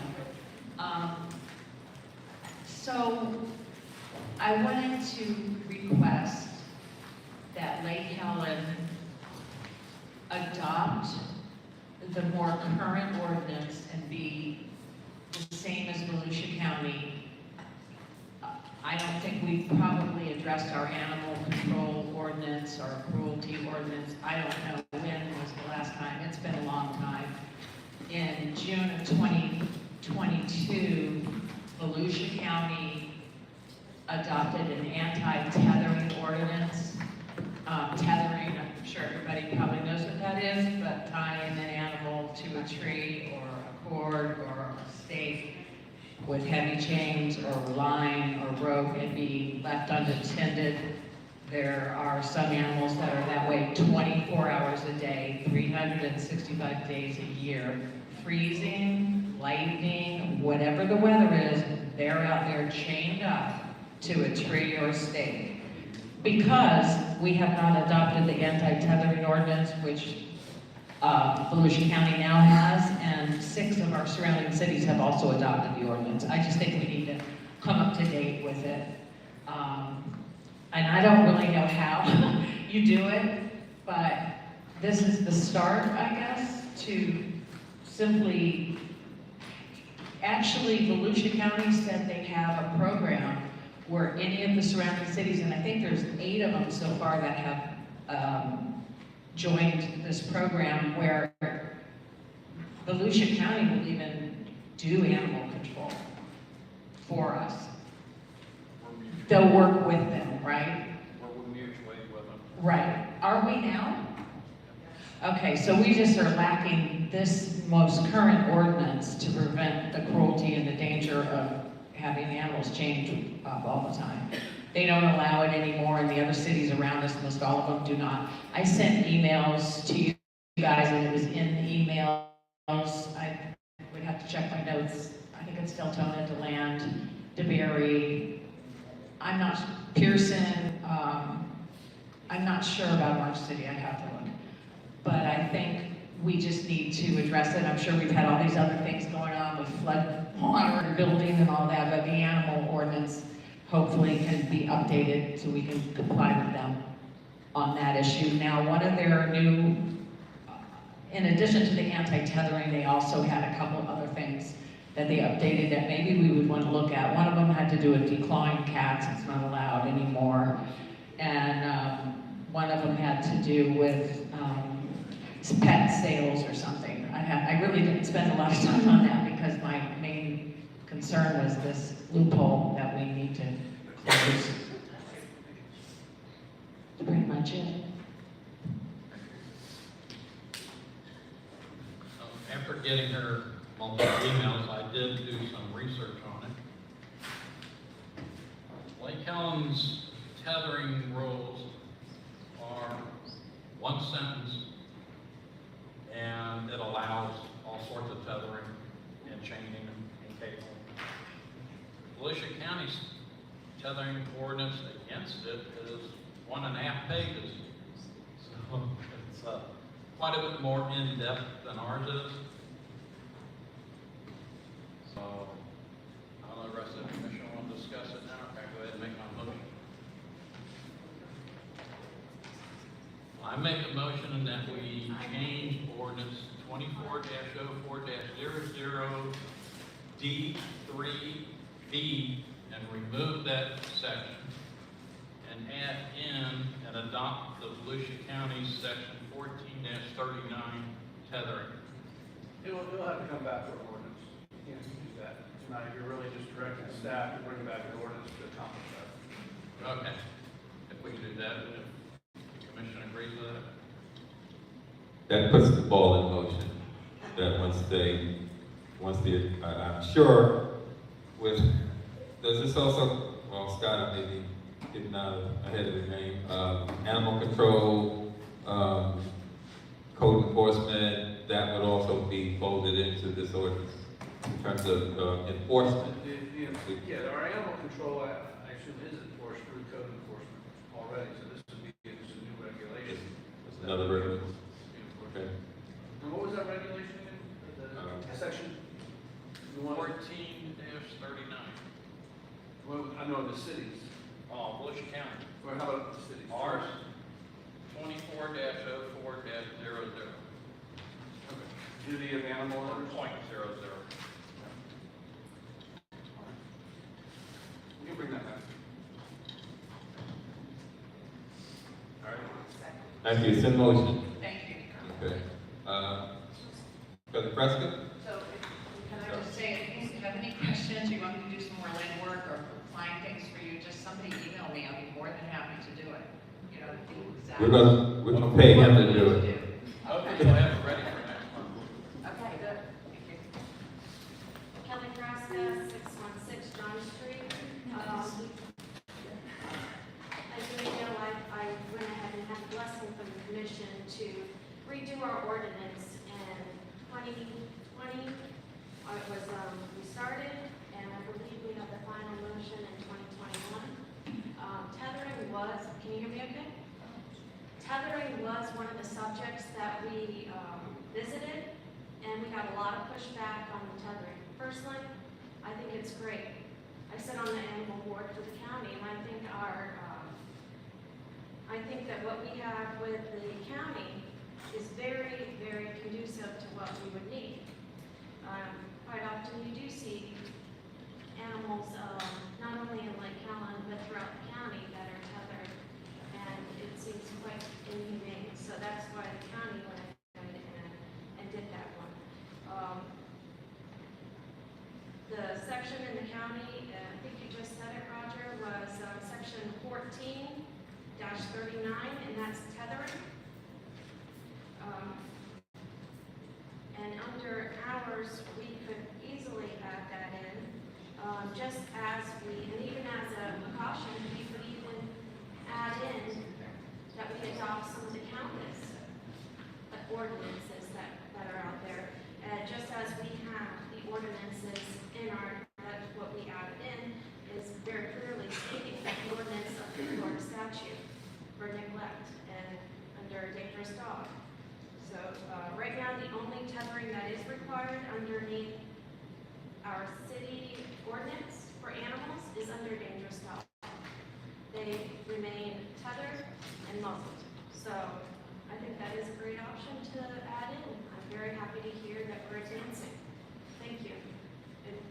As we said, the attorney's going to look into it. We'll have a better way of looking forward. Thank you. Now we're into the quasi-judicial hearing.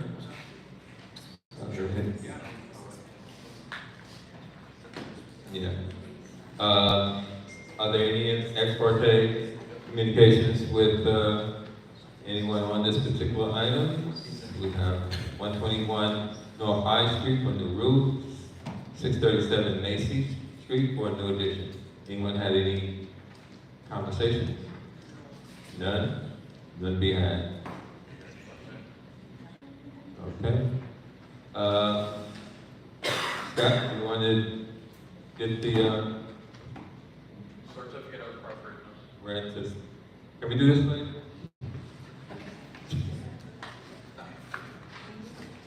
Yeah, okay.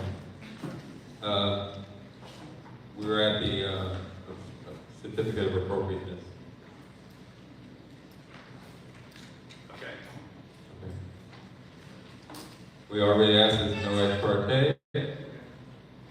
Okay. Any motion? Do we usually do that as a consent agenda, almost like a consent Consent agenda? agenda. One motion. for Because we have all, two. one for all. We have two of them. Yeah, make a motion to approve the consent agenda. Okay. All right, so we have the 124 North High Street and the 637 Macy Avenue. Any motions? Well, I just got one comment before we go to the motion. Is the representative of the William Chase from the Macy Adams property, is he here? Right here. You sure you want to put the shed that close to that stream? That area floods. Yeah, I mean, the property's pretty, that's why the house is, why we had to move it up anyway, so, yeah. Very nice. But as you've seen, that shed is up pretty high right now, so we're good. There's a shed. Okay. We don't want to get rid of it, it's the only storage there. I make a motion, we accept certificate of preference for 124 North High Street and 637 Macy. Motion, is there a second? Second by Commissioner Donato. All in favor? Aye. Aye. All in favor? And so moved, and so passed. The next one is, volunteer activity. Roger, you want that? Yeah, this is part of the TPO board, and I don't know, is Jeremy here tonight? I need to find out from him if he really wants on this board, because this one's already staffed by Patrick McAllister. And that I know, Patrick hasn't removed himself unless the city's heard something else. Do they have alternates on that board? They're talking about adding alternates, but I don't know if they've approved that concept yet. I think that was a recommendation for us even to have an alternate. Yeah, I don't know if the TPO board is going with alternates yet. I know they're supposed to be discussing it on their executive committee to allow alternates in case the primary can't make it, and the alternate could vote in their place. Would you follow up on that for us?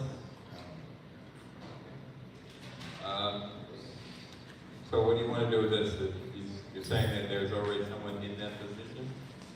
I would like to find out who's one now, because there's also an opening for the CAC, the Citizens Committee. And that one does a lot of sidewalks and streets and public safety services. Well, would you like to follow up with that? Roger? Okay, so we table this until next month? Is there a motion? Table? I make a motion to table this until next month. Motion? Second. Second. Approve, all in favor? So moved. Workshops? Nope. Fire. 4th of July fireworks. Yeah, Mayor and Council, the city had a contract, the last 5 years with the Four Seasons Display out of DeLeon Springs, that did fireworks show. That contract was $7,500, and I think the shows were 18 to 22 minutes. In requesting, the new contract, going forward, the price for an 18 to 22 minute show has gone from $7,500 to $19,500. The company has stated that they can do a $7,500 contract, but that would give you a 7 to 8 minute show, and that's approximately $1,000 per minute to do the show. So, the contract they're recommending is another multi-year contract because in 26 and 27, 4th of July falls on Saturday and Sunday.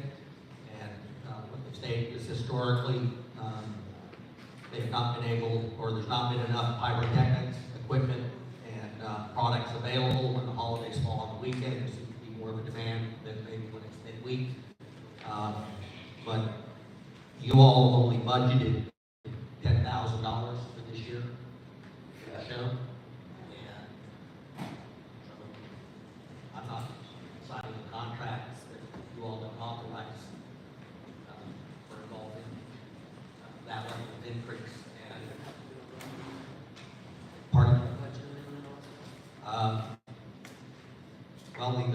amendment, or as we go through it, you know, It's already budgeted for $7,500, right? 10,000.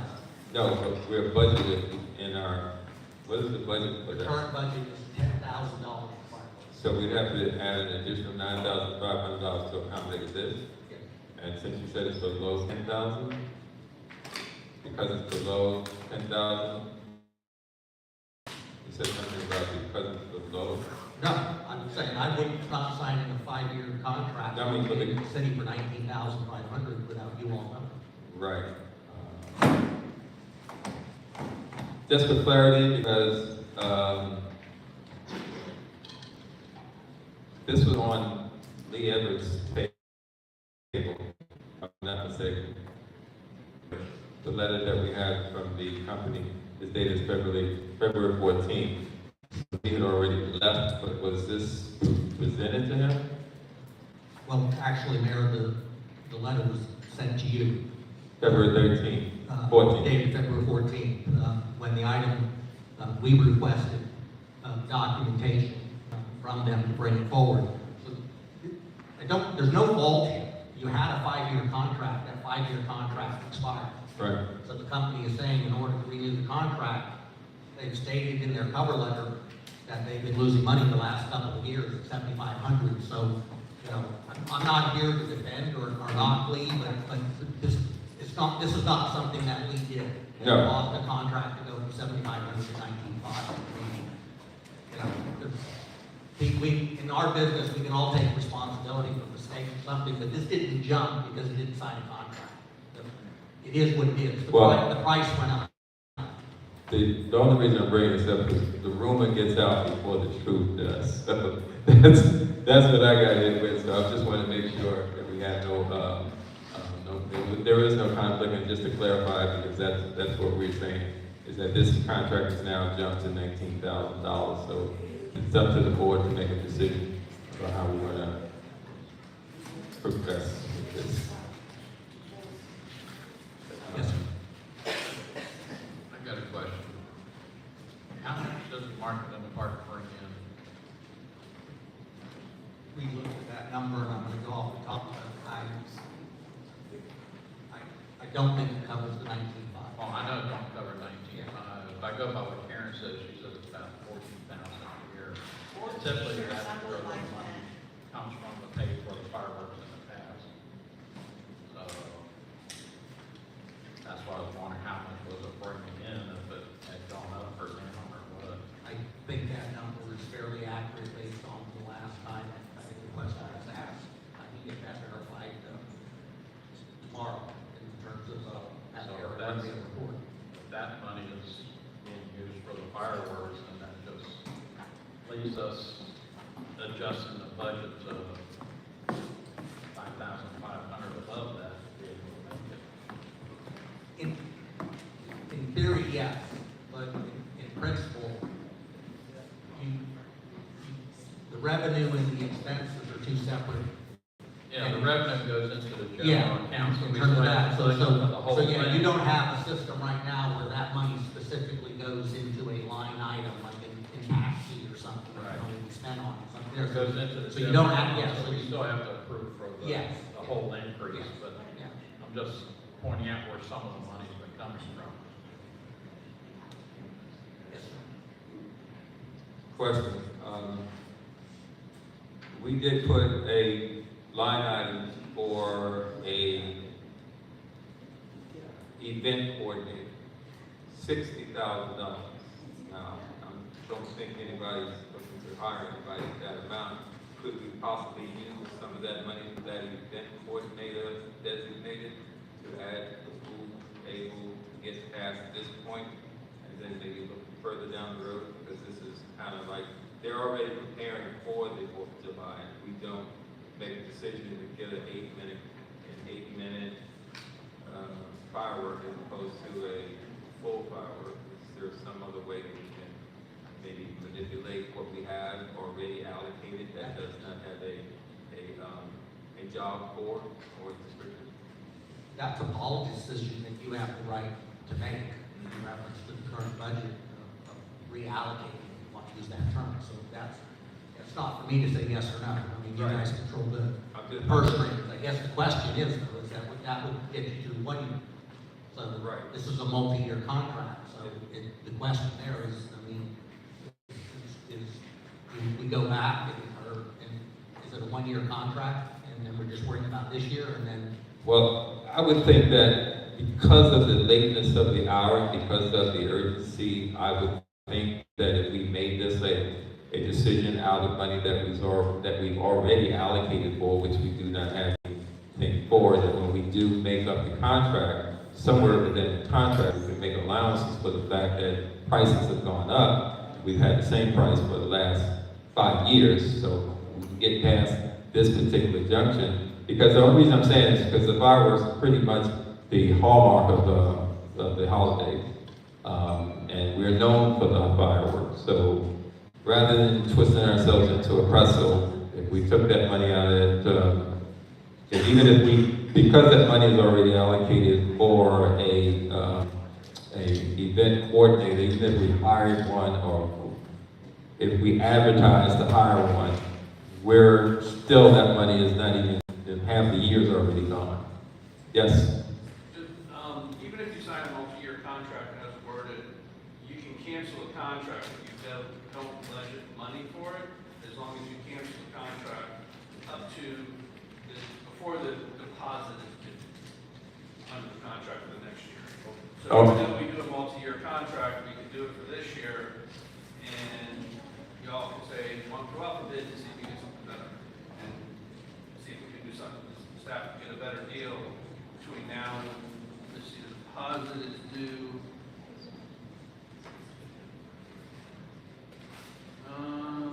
60 days before. 60 days before the event. Before the event, so that would, we got almost, we got 10 months. Oh, for the next year. For the next year, Next so year, I see. what I'm saying is, you sign a contract now, we have this year, then y'all can decide, do you want to stay with them, do you want to look at options, or do you want to incorporate the 19,000 of the new costs into the budget? Space for us to make a decision. If we're not going to do it, then we're not going to do it. But if we decide that we're going to do it for this 1 year, then we have the options to be able to even look for a cheaper place. Even though it's a multi-year contract, you can cancel it. We can cancel, yeah, because we've had it for 5 years, and I think we got comfortable with it, and they might have gotten comfortable with it as well. So I'll open the floor up. Any discussions? We can take and adjust it for this year, and bring it up during the budget hearings to readdress it and find out if we want to go with somebody else or if we stay with the same company and allocate whatever funds would be needed for the following years just for the contract, for a long-term contract. But our immediate thing is to get through this year. And then in the past years, we've had weather events that precluded us from being able to have it in the 4th of July. And what we did was to put it off until we had a Christmas display. So I guess in New Year. Yeah, so if we have to make a decision, I think in that contract it should be a weather provision. There is one? Okay, thank you. Yeah, I have a couple of questions. When did this contract expire? Last July? So it's just now coming up for the commission?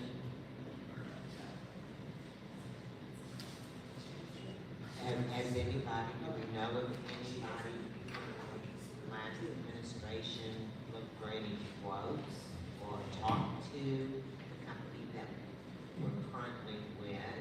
I don't have any record of that.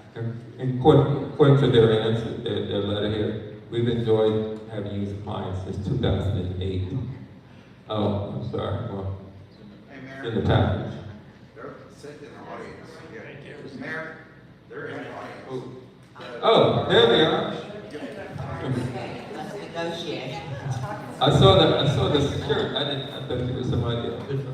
Let me go back to Roger's question. I mean, and Tamara, what you said, later in the year, it doesn't have to be next month, but before the budget year is out, a budget amendment can come back. That would take money from 60,000 put it into special events, which is a $10,000 line item now, which was earmarked for fireworks. But that doesn't have to happen in order for you to make a decision. We just know before we get to the end of September. There could be other budget amendments, so it'd be a time to put them together. Just go something on a list that you do a budget amendment before we get to the end of this year. Sir. My name is Brad J. Mann. I'm the owner and operator of Four Seas Display. We're based out of Leon Springs, Florida. We do approximately 12 4th of July displays for municipalities across the state and Jamaica. We are the second largest importer of explosives in the state. So we've been around a while. We've been doing your shows for 15 years actually. This week, from that point, we were doing 5-year contracts. You happen to luck into getting your 5-year contract like before COVID. So you got 2 years where I actually made money. The next 3 years, I took a big loss on your shows. So it wasn't an immediate thing now. Basically, I pulled about $6,000 a year out of my own pocket to pay for your shows, which is fine. You know, it wasn't one of people come back and ask for more money because prices went up. I sucked it up. With that being said, the caliber of show that you've always had, you've always kept. To carry that same caliber of show, that our price needs to be. Our prices have gone up through the roof. My shipping costs have gone up 320%. To get a shipping container here from China, where we design our stuff and get it here, used to be $12,000 to get a shipping container here, just free. Now it's about $48,000 to $52,000 that we have to pass on. And that's where it comes from. All the costs have gone up across the world. Everything, our shipping costs are taking for what we've got to go over. As far as signing the contract, getting things in place, you go on my last municipality to sign up for your 5-year contract. Everybody else for rotation is 1 or 2 years earlier. So you're the last one. I just want to make sure you get on there. I do have other municipalities that want that through, but I've always been loyal to my previous customers. We took over the show after another fireworks company canceled on me right before 4th of July. We took over that show. We've been here ever since. I was on the commission when that happened, so I helped hire you. Right. So I mean, it was a last minute thing, and we made it work. And we've also, we've changed locations here in Lake Helen. From I believe it's Lemon and Quebec is where we used to do it. Now we're on the field, which is fine, but that puts us a little farther away from the downtown arena area around the lake. So caliber of show, I wouldn't want to go any less than the caliber of show because we're going to lose a lot of height. And Lake Helen is very unique in that the show is, your audience is so broad across the city. With all the trees and everything, it's hard to see a lot of the smaller things that we do. The shows we do for other cities like Claremont, Eustis, a lot of the audiences around the big, huge open lake, they don't need the height that Lake Helen needs for visibility. I'm happy to answer any of the questions.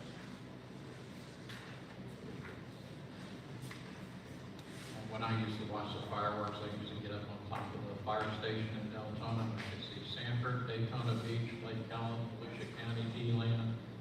So I got to see multiple shows. Well, I used to come to Lake Helen when I was a kid for fireworks. This is where my family brought me, and even as a teenager, I still trekked over here before I started doing this. Maybe it was an addiction. I'm sorry, what's your name again? Brad. I'm Brad. old. I'm glad to hear from you and not about you, because if you're not here, then we will be talking about you. But you do bring more of the, I guess, the sense of how long you've been doing this, 15 years, and you have caused our city to become known for our fireworks. And I can say without having seen it before, and we appreciate you. Okay.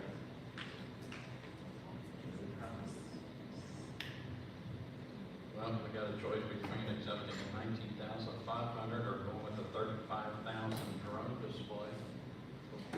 Makes it easy.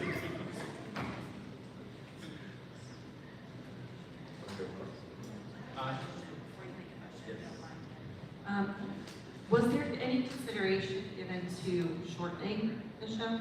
Or what would that look like? Because if I did the math correctly, Okay. because I'm kind of a numbers girl and that's what I do, it looks like we could probably get around a 12-minute show, which I already know people are gonna have a problem with. I'm just talking about it.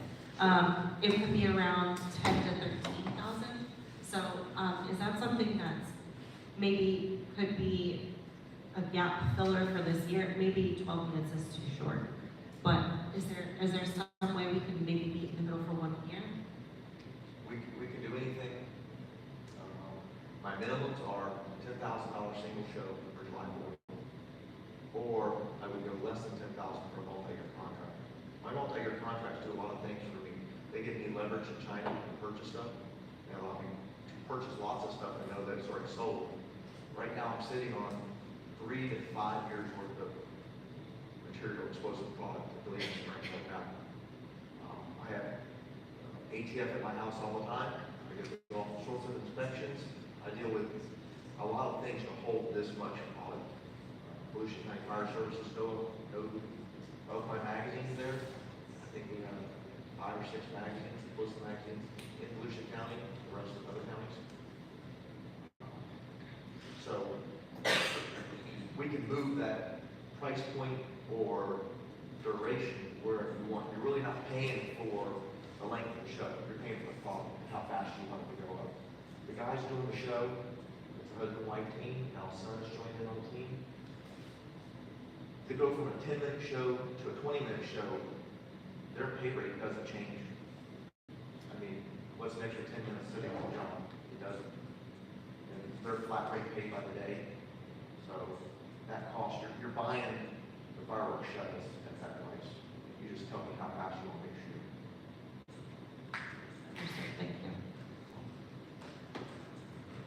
I did have the honor of being your timer one time out there on the display, and you told me to let you know every 20 seconds so that you set off a certain size charge. We're at a point now, your entire show is fired by computer. It's designed in my office. I design it, I watch it. I can see how much overlap, I can see everything about the show. So when the guys get out there, when they start your show now, they can push one button. And they sit there, they're there in case there's a problem. In case the computer fails, in case the electronic igniter fails, they're the ones that step up and say, this is what needs to happen, you need to do it right now, we need to know everything about it. But your show is designed in my office. Well, since I've been in Lake Helen, I've watched the show every year. It's been great. Last year was a little shorter in time, which was somewhat disappointing because I live in a 55 and over community, so by the time we get out there and get set up, you know, with the watermelons and the vodka and stuff like that, it's over, you know, so I think the idea of the, maybe shooting them at giving a longer interval in between, but I'm not sure if that, I'm looking at time. If we go 10 minutes, if we go 12 minutes, we go 20 minutes, we're still looking at $1,000 a minute, correct? Pretty much. If I lower the caliber of the show, so right now, we have overlap on shells. So you should see on the show, for the most part, a shell coming out of the gun. You should see a silver tail line. I design all the shells that have silver tails going up, unless they are a shaped shell that's going to give you a bow tie or something fancy like that. I don't like that distraction. But most of them have a silver shell followed up to a break. Usually like a, let's say, 5-inch shell has a 5-second hang time. Within that period, you should have another one coming out of the gun. So there should always be something in the sky. So, As a vendor, what would you suggest to someone who's in this dilemma without contract? what today, As the vendor, what would you suggest for our situation? We obviously want to stay. well, like the mayor said, you're known for your fireworks, the city's kind of, if you start dropping time and caliber on it, the bad reviews are gonna come back on me. I mean, they're gonna say, you know, fireworks company suck this year, whoever you use. It's the same thing for the last 15 years. I go by, you know, just like everything else, I go by your guidance. So you just tell me how much money you want to spend and how much time you want it to last. I can make the contract for anything. I don't have to answer anybody but myself.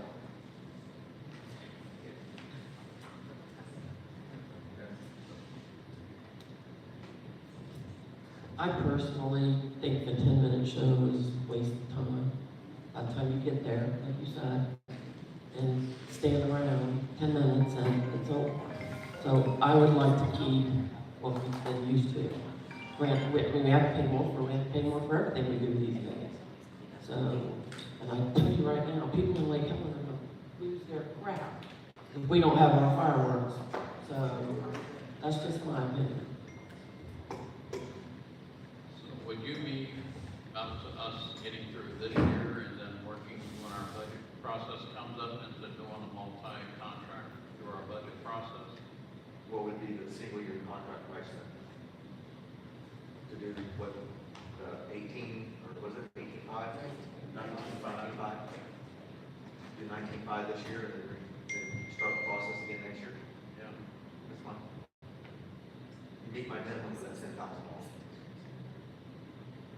$10,000. I think one of the things that we probably are not capitalizing on as a city is that because we bring thousands of people out there we don't have a way that we can capitalize on that by having some vendors that are paying us that can be able to generate the funds that, even if we just have it so that I think at one point we had, they had boxes in the grocery store if you want to add to the fireworks. That was years ago. To help cut the costs. I mean, you really made a compelling point here is that, you got backed up material of all of the fireworks that did not get done in years previous. We could utilize the opportunity to do what you said. A multi-year contract would give you a lot more leeway because you know that you're going to have a job in however time and you can use the product that you have and put it on the shelf so it can be used next year, not whether or not you want to. And you said something else, just I'm not wandering, but you said you're probably the biggest fireworks around. There's nobody doing bigger than you. There are bigger companies than me by all means. But I'm the second largest importer of explosives in the state. The largest is out of Miami. Most of these other companies a lot of the other companies in the state are purchasing the fireworks from me. So even if you got another company to do the show, it would be my fireworks. They get them from you. I would be getting a cut of the show anyways. That's why generally if you look at that price point of $1,000 a minute, most companies are charging around $1,500 a minute. So if you talk to a few of the cities, the ones that I'm not doing, that's what their price points are going to be. Talk to Barry, Sanford, Alabama, some of those other municipalities, they're paying $1,500 to $2,500 a minute. With me being an importer, I pass a lot of that savings on to you because by the time someone buys it from me and pays my markup, and I'm doing it for you, there's an extra layer of profit in that contract. That makes you the primary and the middleman both. And then I pass that savings on, that's why you get that $1,000. And if we don't sign that 5-year contract, it could go up next year. Right, and you lucked out because you signed a 5-year contract prior to COVID, and you lucked out. It sucked for me for 3 years. Right. Well, they also didn't expect people to request a $15 or $20 an hour pay increase in the cost of a Big Mac going down, and then everybody's complaining about the price of a Big Mac. It happens, the price went up. So we ready for a motion? I'll make a motion. I make a motion that we, go ahead. Twin Star. Make a motion that we allocate $19,500 for the 2024 fireworks display. Okay. You want to sign the contract? You don't want to sign the contract? No, because I want to do that in the budget process. So your motion is to do a one-year contract for the $19,500 and for staff to do the necessary budget and then to fund that and then to bring back the long-term contract during budget time. Yes.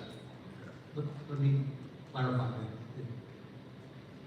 We already know what the number would be for budget, 19,500. So I know that now, so next year we can put that in. So if you are wanting to delay, then are you asking us to go and shop his price around?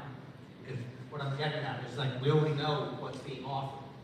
So like, I don't have to guess what that number is. I just know that when I get those out and we do the 24, So 25 budget, you're we're putting okay. 19.5. You're okay then with a multi-year contract? I mean, that, you guys are at, I mean, that's you're the policy, I mean, in terms of there, but after hearing his presentation. Then I withdraw my motion. Just go with yours. Okay. I make a motion that we accept the offer from the fireworks people to do the 5-year contract. And Can you raise, include without waiving any bidding requirements? without waiving, No, with oh, waiving. waiving any bidding requirements, only because he's been doing it for Second. I got a motion to accept the 5-year contract and waive all bidding on this particular event. We have a motion and a second. We have the votes. All in favor? Aye. No opposed? So moved. Thank you. Thank you. Appreciate it.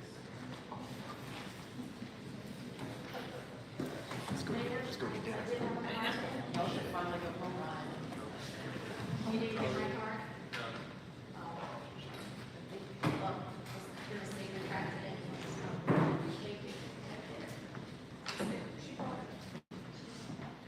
Brad, Matt? That was me. That's you? Oh, okay. All right. Seven.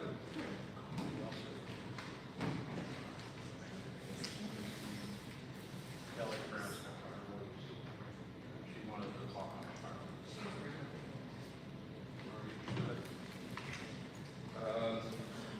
Commission workshop priorities. We have, the administrator has been given a number of, suggestions for workshops.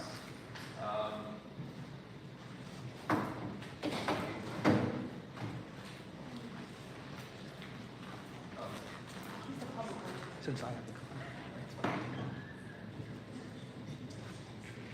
We have, 1, 2, 3, 4, 5, 6. We have several things that have been asked to have workshop. Business tax receipts, trade market station, station, building maintenance, mold, city charter review, city review policy, city master sidewalk requirements, bid coordinator, septic tanks. So, Mr. Administrator, what do you say? So, walk through what we're looking for, right? Yes, Mayor, from the time I first came to the city in December during the interview process, comments were made to the commission that various items had been asked for workshops and hadn't been addressed. In the previous meeting, last month, we had additional items brought up, so I wrote them all down, and there were 1, 2, 3, 4, 5, 6, 7, 8. Okay, hang on. 8 in the sense that I actually, Well, it's 7 on the sheet, but I wanted to add special events and special events coordinator, that whole discussion that we went through on that process. So originally the plan was that we pick an item out and do it before one of our meetings. Well, if we look at 8, that's gonna take us into October. And that's not counting any new items coming up from any future meetings. So, what I'm asking is then, to help staff out, is for the commission to prioritize of these 8, what's the first, the second, third, fourth, fifth, and then if we can agree tonight on, let's pick a date, starting whether it's next week or the week after, that, we pick the same date and the time, and then go ahead and whether it's 8 weeks in a row or 10 weeks or 12 weeks, but we do what we can to get these addressed. Because if not, then they get kicked down the road, and chances are that other items will get added as we go on. So, some of these have been delayed, maybe for issues that were talked about, previous, and for some reason workshops didn't come up. And so it would be easier on me to know what your priority is, so then we can set a date, and then we know what we need to do to prep and to get information for that particular workshop. And then let's talk through. And I think Roxanne gave you a little sheet with the items on there. I think it's a sheet probably similar to what you used during the interview process for your ranking of candidates and what have you. So, it might take a little bit, of math here. I mean, I don't think there's anything controversial. I think all of them need to be worked on. So I don't think there's a fight over necessarily, oh my gosh, I'm not voting for that if it's not for number 1 or number 2. But if we can just get some consensus of what order you want, and then that allows me to prepare so that when we plan that meeting, we make sure you have a package in front of you that has the right information. You want this turned in today, or do you want to submit it during the week? You want this right now? That's the question. Okay. Well, two did. I mean, and like I said, in terms of that, but even they can match. So I mean, in terms of there. So the easiest thing was maybe you guys to sit down and, if it takes us 10, 15 minutes just to come up with your ranking of these items, I'm okay with that in a sense. And then, once I know that, then I want to turn around and know what's your availability in starting the workshop stage. Okay.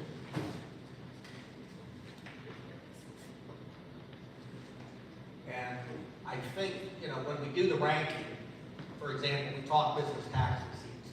That's probably not an item that's going to take a full time frame of looking at, but that might be something where I'd add special events to it, because that seemed to be an area when it came up, business tax receipts, when we were doing the strawberry fest. So, there's a couple of things might be able to be. It seems to me that the number 1 priority has to be City Hall. I mean, I don't know what everybody else thinks, but.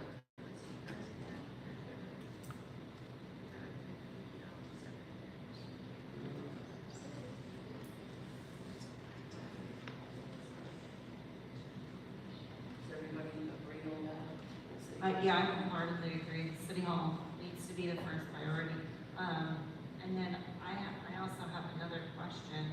I didn't see anything, at our last meeting we had, maybe I misunderstood, but I thought there was going to be another workshop suggestion for, I don't know how to word it, but when Ms. Muir was talking about the process for Christ, and I thought we had wanted to do some type of workshop to discuss, what could be placed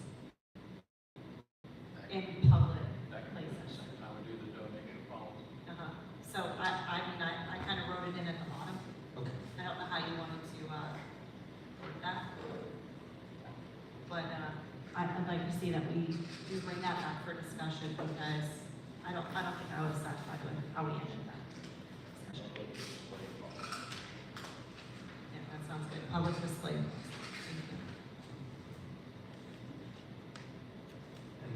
Thank you. I think I can agree with Roger on there, that that might fall well just under the city donation policy. 2 separate issues, but they, but I think timing wise, they can fit into the same work session. So I've kind of penciled that in on the city donation policy.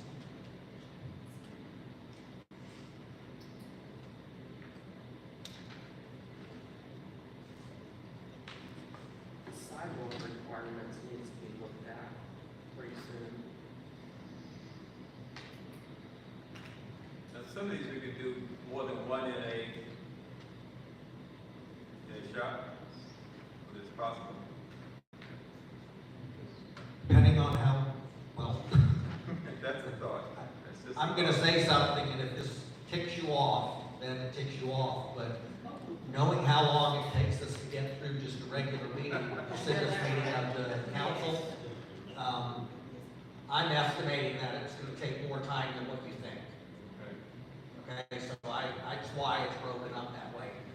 We cram 2 or 3 of these together, we're basically probably looking at a commission night where we're gonna be working from 6 to 10 or 11. And that's not an ideal workshop. You know, our brains shut down and our butts shut down at a certain point. Okay?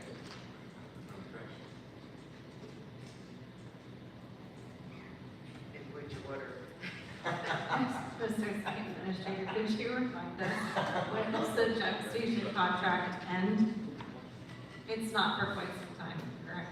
The The jet station contract? So we get these to the clerk? Yeah, that's kind of what the question was, and I know Scott gave some information on that, but I'm just gonna say, you know, some members of your commission have talked to me that they're not sure there's even a contract still, because, Okay, I see. yeah, okay. Okay, thank you. All right.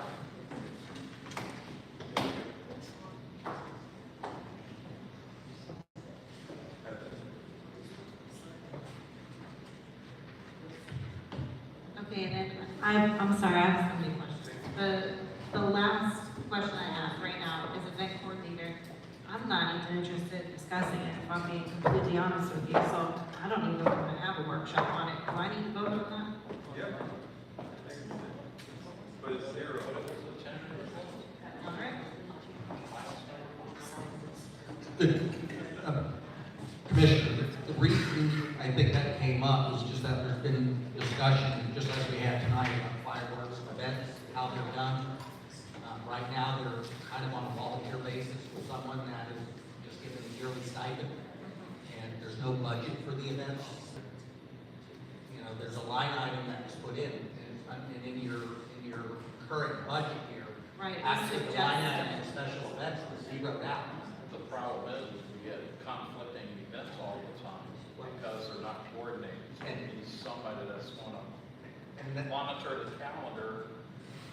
And also somebody that's at the table, I say at the table, in other words, there's no one that shows up at a particular meeting for a particular event that has direct contact with the city administrator or the city commission. It's just, when Karen's doing the, what do you call it? The Market Park, the Easter egg, the Christmas parade, the lighting of the Christmas tree. So we're not talking Somebody's about that doing this. $60,000 position, we're talking about someone No, coordinating. I think It's that in the events, the whole combination of how do you want to do events? I've had a couple of questions about that, and I think the way that I described it is that the former commission put in their budget, or on their line item, $60,000 for an event coordinator. That's just a line item. That's not a salary that we're hiring somebody. They just made a place on the line. Now, this is before I got here, and that's the only explanation I got, because I did get several phone calls about who are we gonna pay $60,000 for. I don't believe that we should pay anybody $60,000 to do that, but I do believe we should be able to give somebody that has some responsibility as well as a budget. It's my, Can I just rate it in? Then we're not having the workshop tonight. Let's rank that, and we'll have that discussion on what we want to do at the workshop. thank you for that. All right. So, yeah, I think we should have that. Moving right along, where are we? FEMA consultant. FEMA consultant, this is something that's come up a couple of times. Again, city administrator, can you give us your wisdom on this? That was also an item that was addressed, I think, in December, when I was here. I've had the opportunity to meet with the County Emergency Management Director 3 times in the last 2+ months. I've had 2 meetings with the Volusia's City, County, and Managers meeting, and talked with the other managers in reference to FEMA and FROC. And we're sorely lacking in the fact that we don't have the expertise and the tracking survey. So we had an agreement with Your Girl Friday, and in that agreement, it didn't have anything to do with FEMA and storms. The contract that was there had to do more with my duties, and Roxanne and I working together in reference to agendas and what have you, so I'm not sure what that was, but in talking with them, the consultant's time was spent on helping the city get its application and process in for Hurricane Ian. And during that process, what she found is we were very deficient in the sense that, yes, we did a great job of getting Lake Helen cleaned up before anybody else, but we didn't follow rules and regulations that were required by FEMA. And so there's a lot of work done to put that in place to try to even get us in line with fires. There is no city or county in the meetings that I've had that have received their FEMA money. They're all in some various stage of processing. So I'm looking at the FEMA agreement. It was an amended and updated agreement with Con on that, so that in the event that we have a future storm, then we have a contractor in place that can already start the process to make sure that what we need to be doing, we're doing it following both what is the FEDM, what is the Florida version of FEMA, and then Florida Department of Emergency Management. There we go, thanks. And then FEMA itself. And so this is just bringing that agreement you had in place. It costs, she's got her rate in there in terms of, the fee, but it's only if we have a storm, because this is already, work was already done on Ian. So this is going forward. So this would be, having someone in place, so that we're not backtracking and putting the documents together. We're almost trying to pre-plan and get better prepared. In those 3 meetings that I've had, the county director was out with us actually this week, and sat down and learned quite a few things in the sense of what you can piggyback and what you can't. And I know we've got local vendors and things that you use, but again, we paid the vendors, but we haven't been paid, and I just want to make sure that we're in a better position going forward if we get hit with another storm. So bringing back a revised contract involving the FEMA assistance to walk us through and help get through the process. And when I went to the meeting at the county and to their EOC center and got the tour, and we have a desk and whatever there, and we have to work that out and make sure we have a person. But as I told the director, I thought I was back in high school in foreign language class. And everything those people spoke about and every acronym they used, so every city either has somebody or somebodies that they spend their time doing this permanently. And we don't have that expertise. Well, I've been the most vocal on this, so I will say something. Sir. I said I'm gonna say something. That's okay? No, no. I've been strongly opposed to this in the past for a few different reasons. One of which is because I felt as though the person that created the issues should be the person to fix it. Now, with our new CA coming into an existing problem, he feels as though he needs help navigating some of this mess. And I feel it's our duty to help him by giving him the tools he needs, and for those reasons, it would be a yes on this now.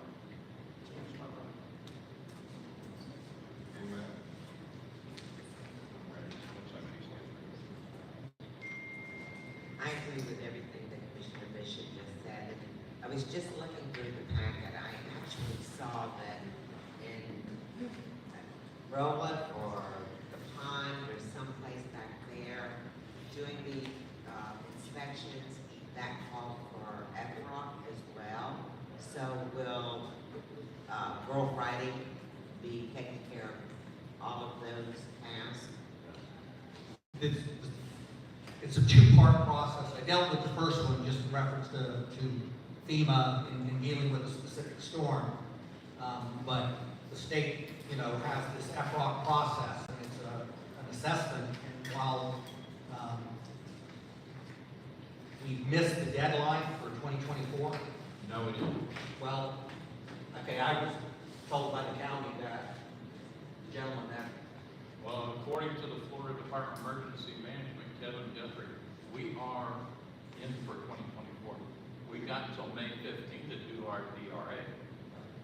but we won't get the assessment in the survey done. I mean, in reference to That this. doesn't matter, we're still in. Yes, we already have a score of 20 to doing nothing. But that's 20% of zero. Yes, yes. And Or the 10% county with doing a reimbursement. full assessment is at 56. So that's better than 300 and some other cities that aren't on it for 2024. That's why I'm asking, and that's a separate item we want to talk about too at the same time, is then contracting with her to complete the FROC DRA, 5 to 8 hours. That could meet that deadline, and that would be maximum of $720. And then task 2, which is knowing that the county right now probably came out with the best score at 56, and nobody's gonna get 85. I think that's the high of what that's at, so I mean, the expectation, but is to try to get the highest score overall, and that's gonna mean going back and updating our purchasing policies, certain HR policies, how you pay people. I mean, there's a lot of technicalness that needs to be done. And so that portion could take another 22 to 30 hours, so the maximum, if that happened, would be 2,700. So that would get us started in the FROC process, and could then better prepare us for getting a score for 2024, Roger, and then improving that, as we go forward. Well, if any of the commission ever thinks about doing it, I spend an hour a month on the second Monday listening to Florida League of Cities City Strong webinar. And April 8th happened to be Florida Emergency Management Day. And they had speakers from Holly Smith from Sanibel Island, Horton Bonaparte from Sanford, and Doug Barber from Crystal River, who also talked about Mexico Beach. And they talked about all the different things of recommended actions, what partnerships are needed, what to have in place, which was very important, brought up one that we had an issue with in the 04 hurricanes, was a build back ordinance, which allows people in an emergency situation to build their property back on the same size lot in the same size house, instead of being denied like we did in the 04 and 05. And pre-position contracts. They also talked about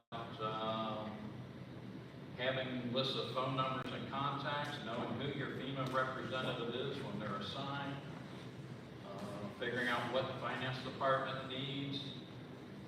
Talked about long-term recovery, which FEMA is a long-term recovery reimbursement system. In Florida, emergency management has emergency grants that they can give to make it an emergency bank. Talk about what to communicate to the public. And then the manager of the Florida Department of Emergency Management, Kevin Guthrie, talked about FROC. He said we need to have in place a debris contract, disaster recovery plan, which includes contracts for facilities and bridges to be repaired or refurbished, and a good finance company to monitor everything for us. Also, he talked about that for 2024, 111 cities out of 411 in Florida are on the list for FROC in Florida. And I looked at the list, they had a list there, Lake Helen was on the list. So that's about 300 cities in Florida that aren't on it for 2024. So they're gonna have to go through the old process where we get the FROC process. FROC provides standardizations, procurement, procedures, and assessments. And June 1st starts the 2025 cycle. So after June 1st, we have to reapply. So if we have everything done going into now, it makes reapplying easier for 2025 season.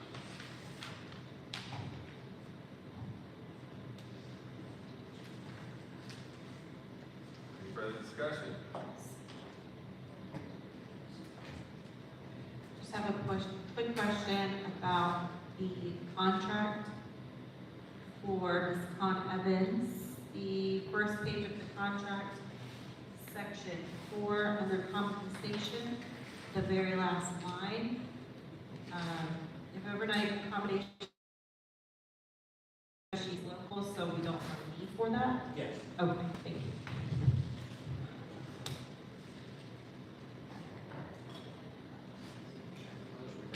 I'm waiting, sir. Anybody else wants to? That was what I was getting ready to say. Does anybody else have anything else to say? Is there a motion?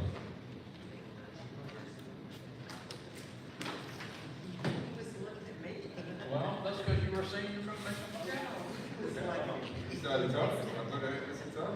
I make a motion, we accept the contract with Euro Friday. I said.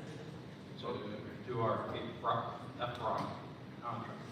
Motion made and a second has been passed. All in favor? Aye. So passed. Except, can I clarify, you said for FROC? Yeah, that's the FROC, so. Well, we have- FROC covers something. Okay, so we don't need a separate motion for the FEMA consultant? The Florida recovery thing covers Okay, then that'll help. The reason I brought it in too is because this other one was kind of brought back as an addendum or amendment to, which is the issue of what didn't get through. So I'll make that clear. All right. Jody, you have some thoughts?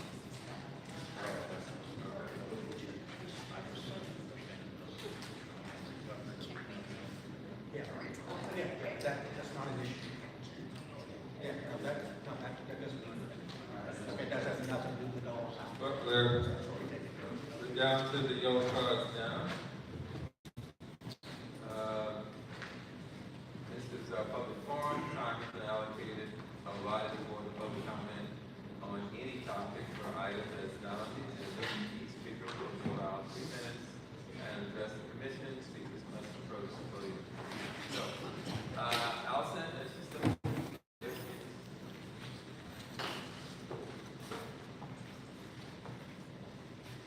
Thank you. I apologize for being kind of a Johnny Lately. If you've discussed this in other evenings, I apologize for bringing it up again.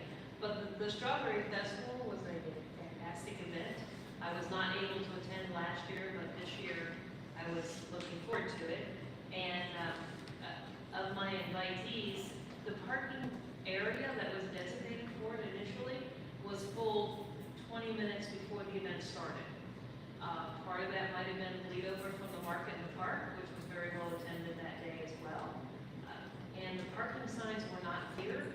The people staffing the parking, I guess it was the Boys and Girls Club, were not clear as to where people could park once there was overflow parking. So I just would like to request that in the future of events of that kind where we are expecting parking to be needed, that signage and staffing be a little more clear, and perhaps we can ask some of the, I don't know if the property owners or businesses around to mark their areas if they do not want parking or do want parking, just so that everyone can enjoy our events. If we're expecting people from out of town, we can't give them directions to City Hall and expect them to know where it is. So we need to have a little bit more signage or a little bit more clear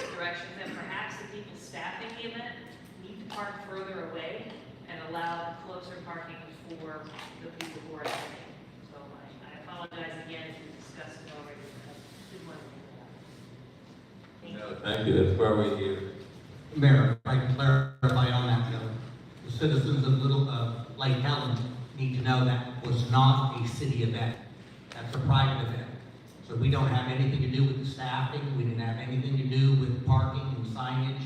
I think what we did is put up tape so that people didn't park in people's front yards along the road or what have you. So those things there may be well improved points, but that's a private event, it's not a city event. So that would be something that, I mean, we can pass on to them, I don't have control over that.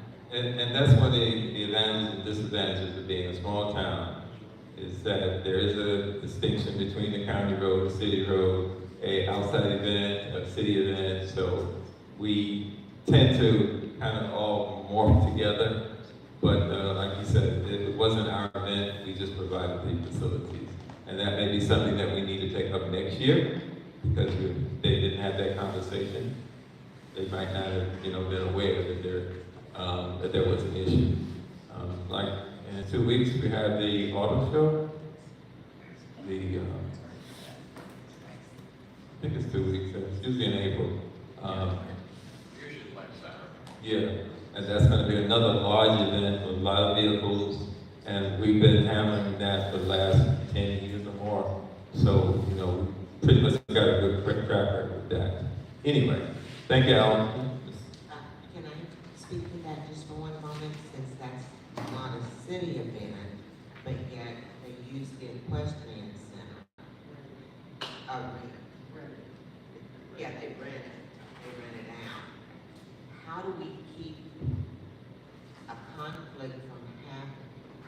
Because I know there was a show that was supposed to go on with the equestrian center, but then the Strawberry Festival moved in. Is there any way, Yes, technically, they have a license agreement between the city and the equestrian center. And every year, right around now, they're supposed to give us their calendar for the next year.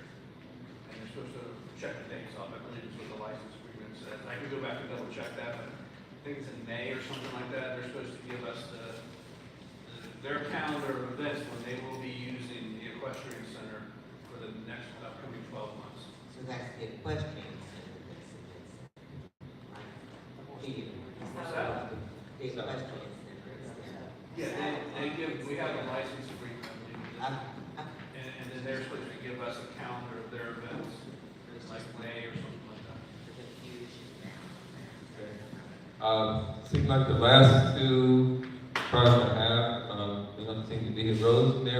Rosemary Latham. She left. She was coming to introduce herself. She's a candidate for the Florida House. Jim Troy, both probably. So, that takes care of the Judith? Huh? I just wanted to know, Yes, come up, please. Judith Fuller, 549 Virginia Drive. Just wanted to know if y'all had spoken, got together about my property. This is the only time we can get together, talk with each other. Yeah. City Administrator.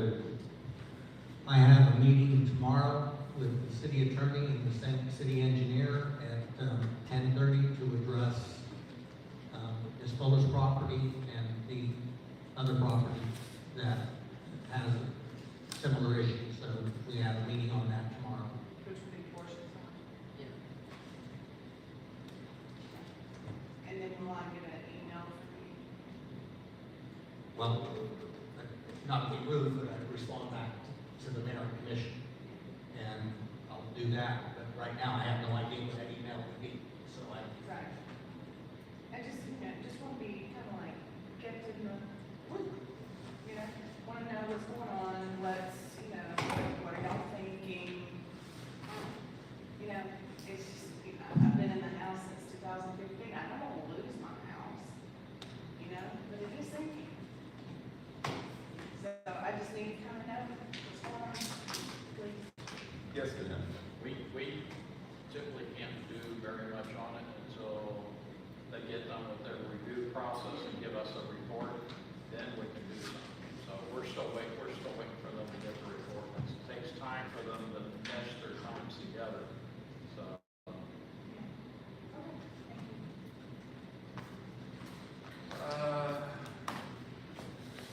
Public forum has been done. For the two points that not on our agenda, Rick Mullins was nominated as the Employee of the Year by the League of Cities. Oh, okay, you should tell me, I read it. Good afternoon, I'm writing this city now to let everyone know that this bank ain't, no, that's something else. It's something else. This is the Chamber of Commerce. No, that's our business police department. Right. Yeah, so, Sorry. okay. Rick Mullins has been nominated and been selected as an Employee of the Year. This is his third rodeo. Two of the last two, this is the second one that he's won at. First one I nominated the first two times. So we have Rick Mullins, our city public works director, and also police officer Trevor Gray was nominated by. Now that's your point. You want to take that? No, go ahead. Okay. Let me read this. No, this is Mine is going to be the cost. okay, yeah, I had issues there too. Good afternoon, I'm writing this email to everyone knowing that the Hispanic Chamber of Commerce Valor Awards are being held on Thursday, the 18th of April. The location is the Deltona Center of the city of Deltona.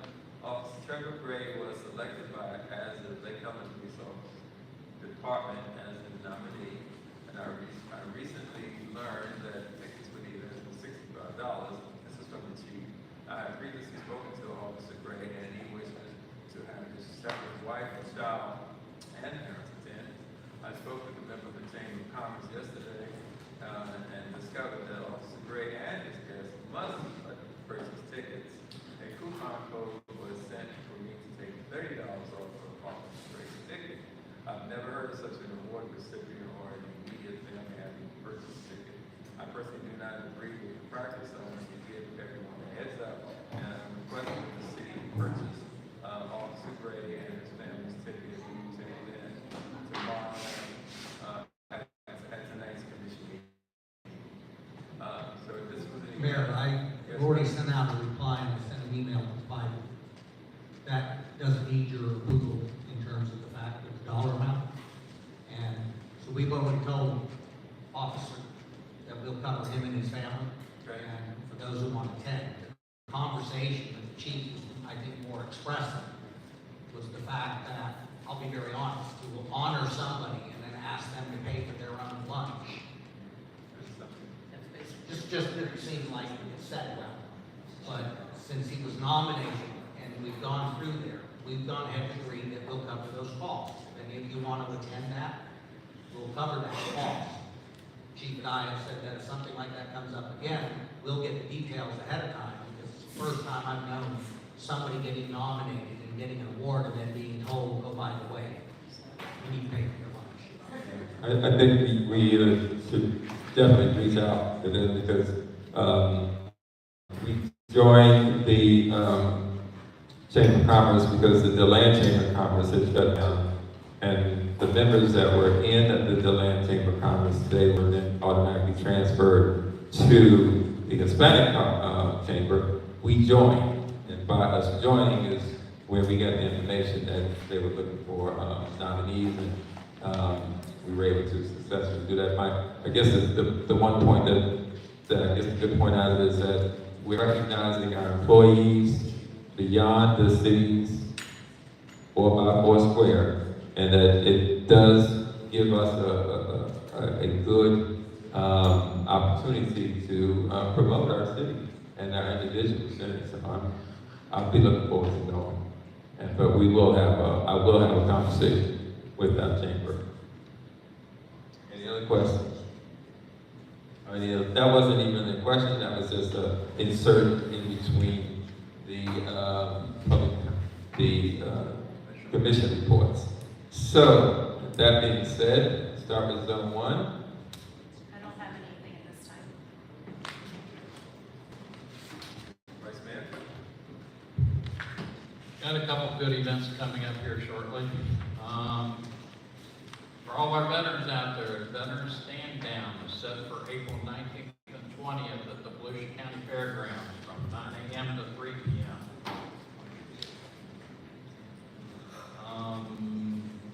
Veterans and their families can talk to representatives from multiple agencies for career education resources, homeless veterans resources, veterans benefits, and health care. Free lunch will be provided by Bull and Boar Barbecue Supply Company on Friday and State Senator Tom Wright on Saturday. They will also have boxes of food provided from Farm Share nonprofit food bank. They will be a part of Volusia County's Hiring Our Heroes initiative. Florida Department of Health will provide Moderna and Jynneos vaccines, blood pressure checks, and Narcan kits. Claims processors from the Veterans Administration Regional Office in St. Petersburg will help veterans who have issues on pending claims. So if any of the veterans want to go out there and see what they have available, it's a good opportunity to find out some information. Now from Volusia County Emergency Management. Town hall meetings aim to enhance Volusia County residents' hurricane preparedness. So they're having some town hall meetings.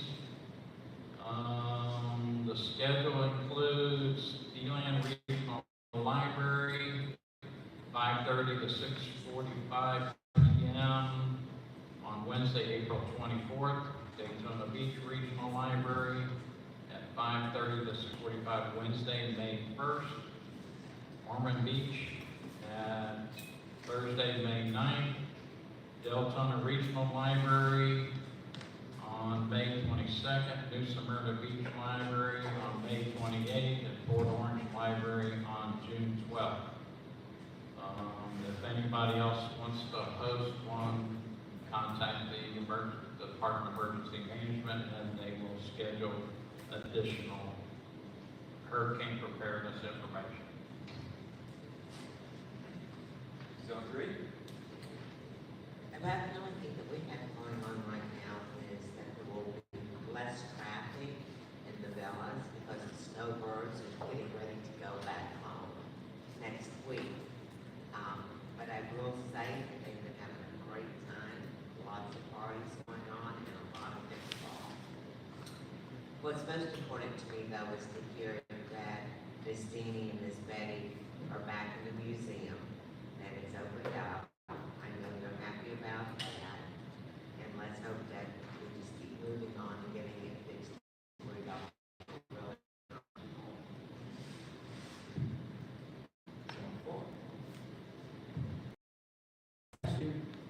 Questions. I'd like to get a report from Jim or somebody on the cemetery, what the progress is, and also the basketball courts.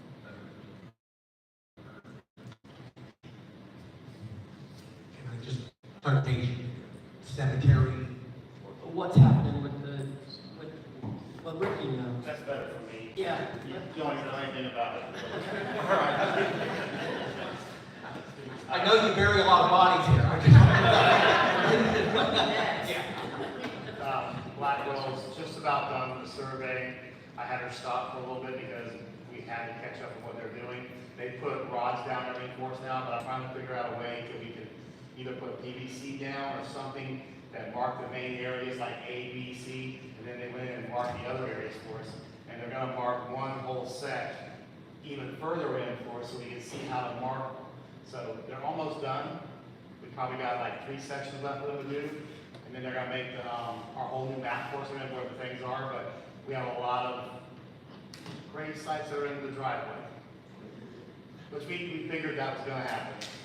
What I wanna do when we get done is I wanna go in there and cut the dirt roads and mill them, so we have the roads there now, because it's all dirt, we can't tell. And now that will help decide what we have in there. So when they get done doing that, I want to go in there and rip that up and mill it, which will help people pull in there, they know where to park. And they'll also know about the park parts of right yet. So we were quite off on where they originally were. So it's coming along. Were we driving over? No, we weren't driving over it, but the road's here, and the road should have been here. Okay. So, but it's coming along. You guys can go out there if you want. They've got the orange flags on a lot of it, but they did put rebar down and caps. I just want to get something we can put permanent, bigger. We can mark it bigger, so we can go out there and, but when they're done, we'll be able to actually physically go out there and mark something. So it is really nice to do what they're doing. It's well worth the money to get it done, but we're probably about 75% done with everything on it. Okay? And I can update you on the basketball court. Actually, Derek will be out tomorrow. We're meeting with Scott, but talked with him, so it could be tomorrow or next week, very latest. He's just preparing the document so that if you're going out to bid, knowing on the estimated cost on that, we're looking at, just I think ballpark, somebody was saying 26,000 for one court. So it's just getting the bid documents ready. And last I talked with him, I was possibly could have it tomorrow, meaning to give to Rick to go ahead and get that process going. And if not tomorrow, it would be next week. So we should be able to go to bid for that within the next week or so. Okay, thanks. Can I say one more thing before y'all get done? McKinsey project's done. The county put the pipe across. Both pipes, they should be tomorrow if everything works out, asphalting all the repairs there. So it should be back to normal. We're gonna have a little bit of concrete work I want to do on the edge and have our concrete guy go out there for the spillways. But that's all been completed and everything. The county did an excellent job. And we haven't done that now. The other side of the road is collapsing, so we wouldn't be able to go down that road. It's another good rain. So that's just about completed. I really appreciate your list here. It's got 50 things that you've done, and that's why you're Employee of the Year for the city. It's my guys, that's not all me, it's my guys and everybody else. And we appreciate that. Last thing is that Sunday, the Saddle Club invited, that's who this is? Okay, they invited, let me get it out. Commissioner Donata and myself are going to be at the Saddle Club, which is the annual, I guess they give out the awards. It's going to be 11 o'clock in Orange City, and look forward to seeing that. Anything else? For the good of the order? I can get this thing here. Motion adjourned. Meeting adjourned.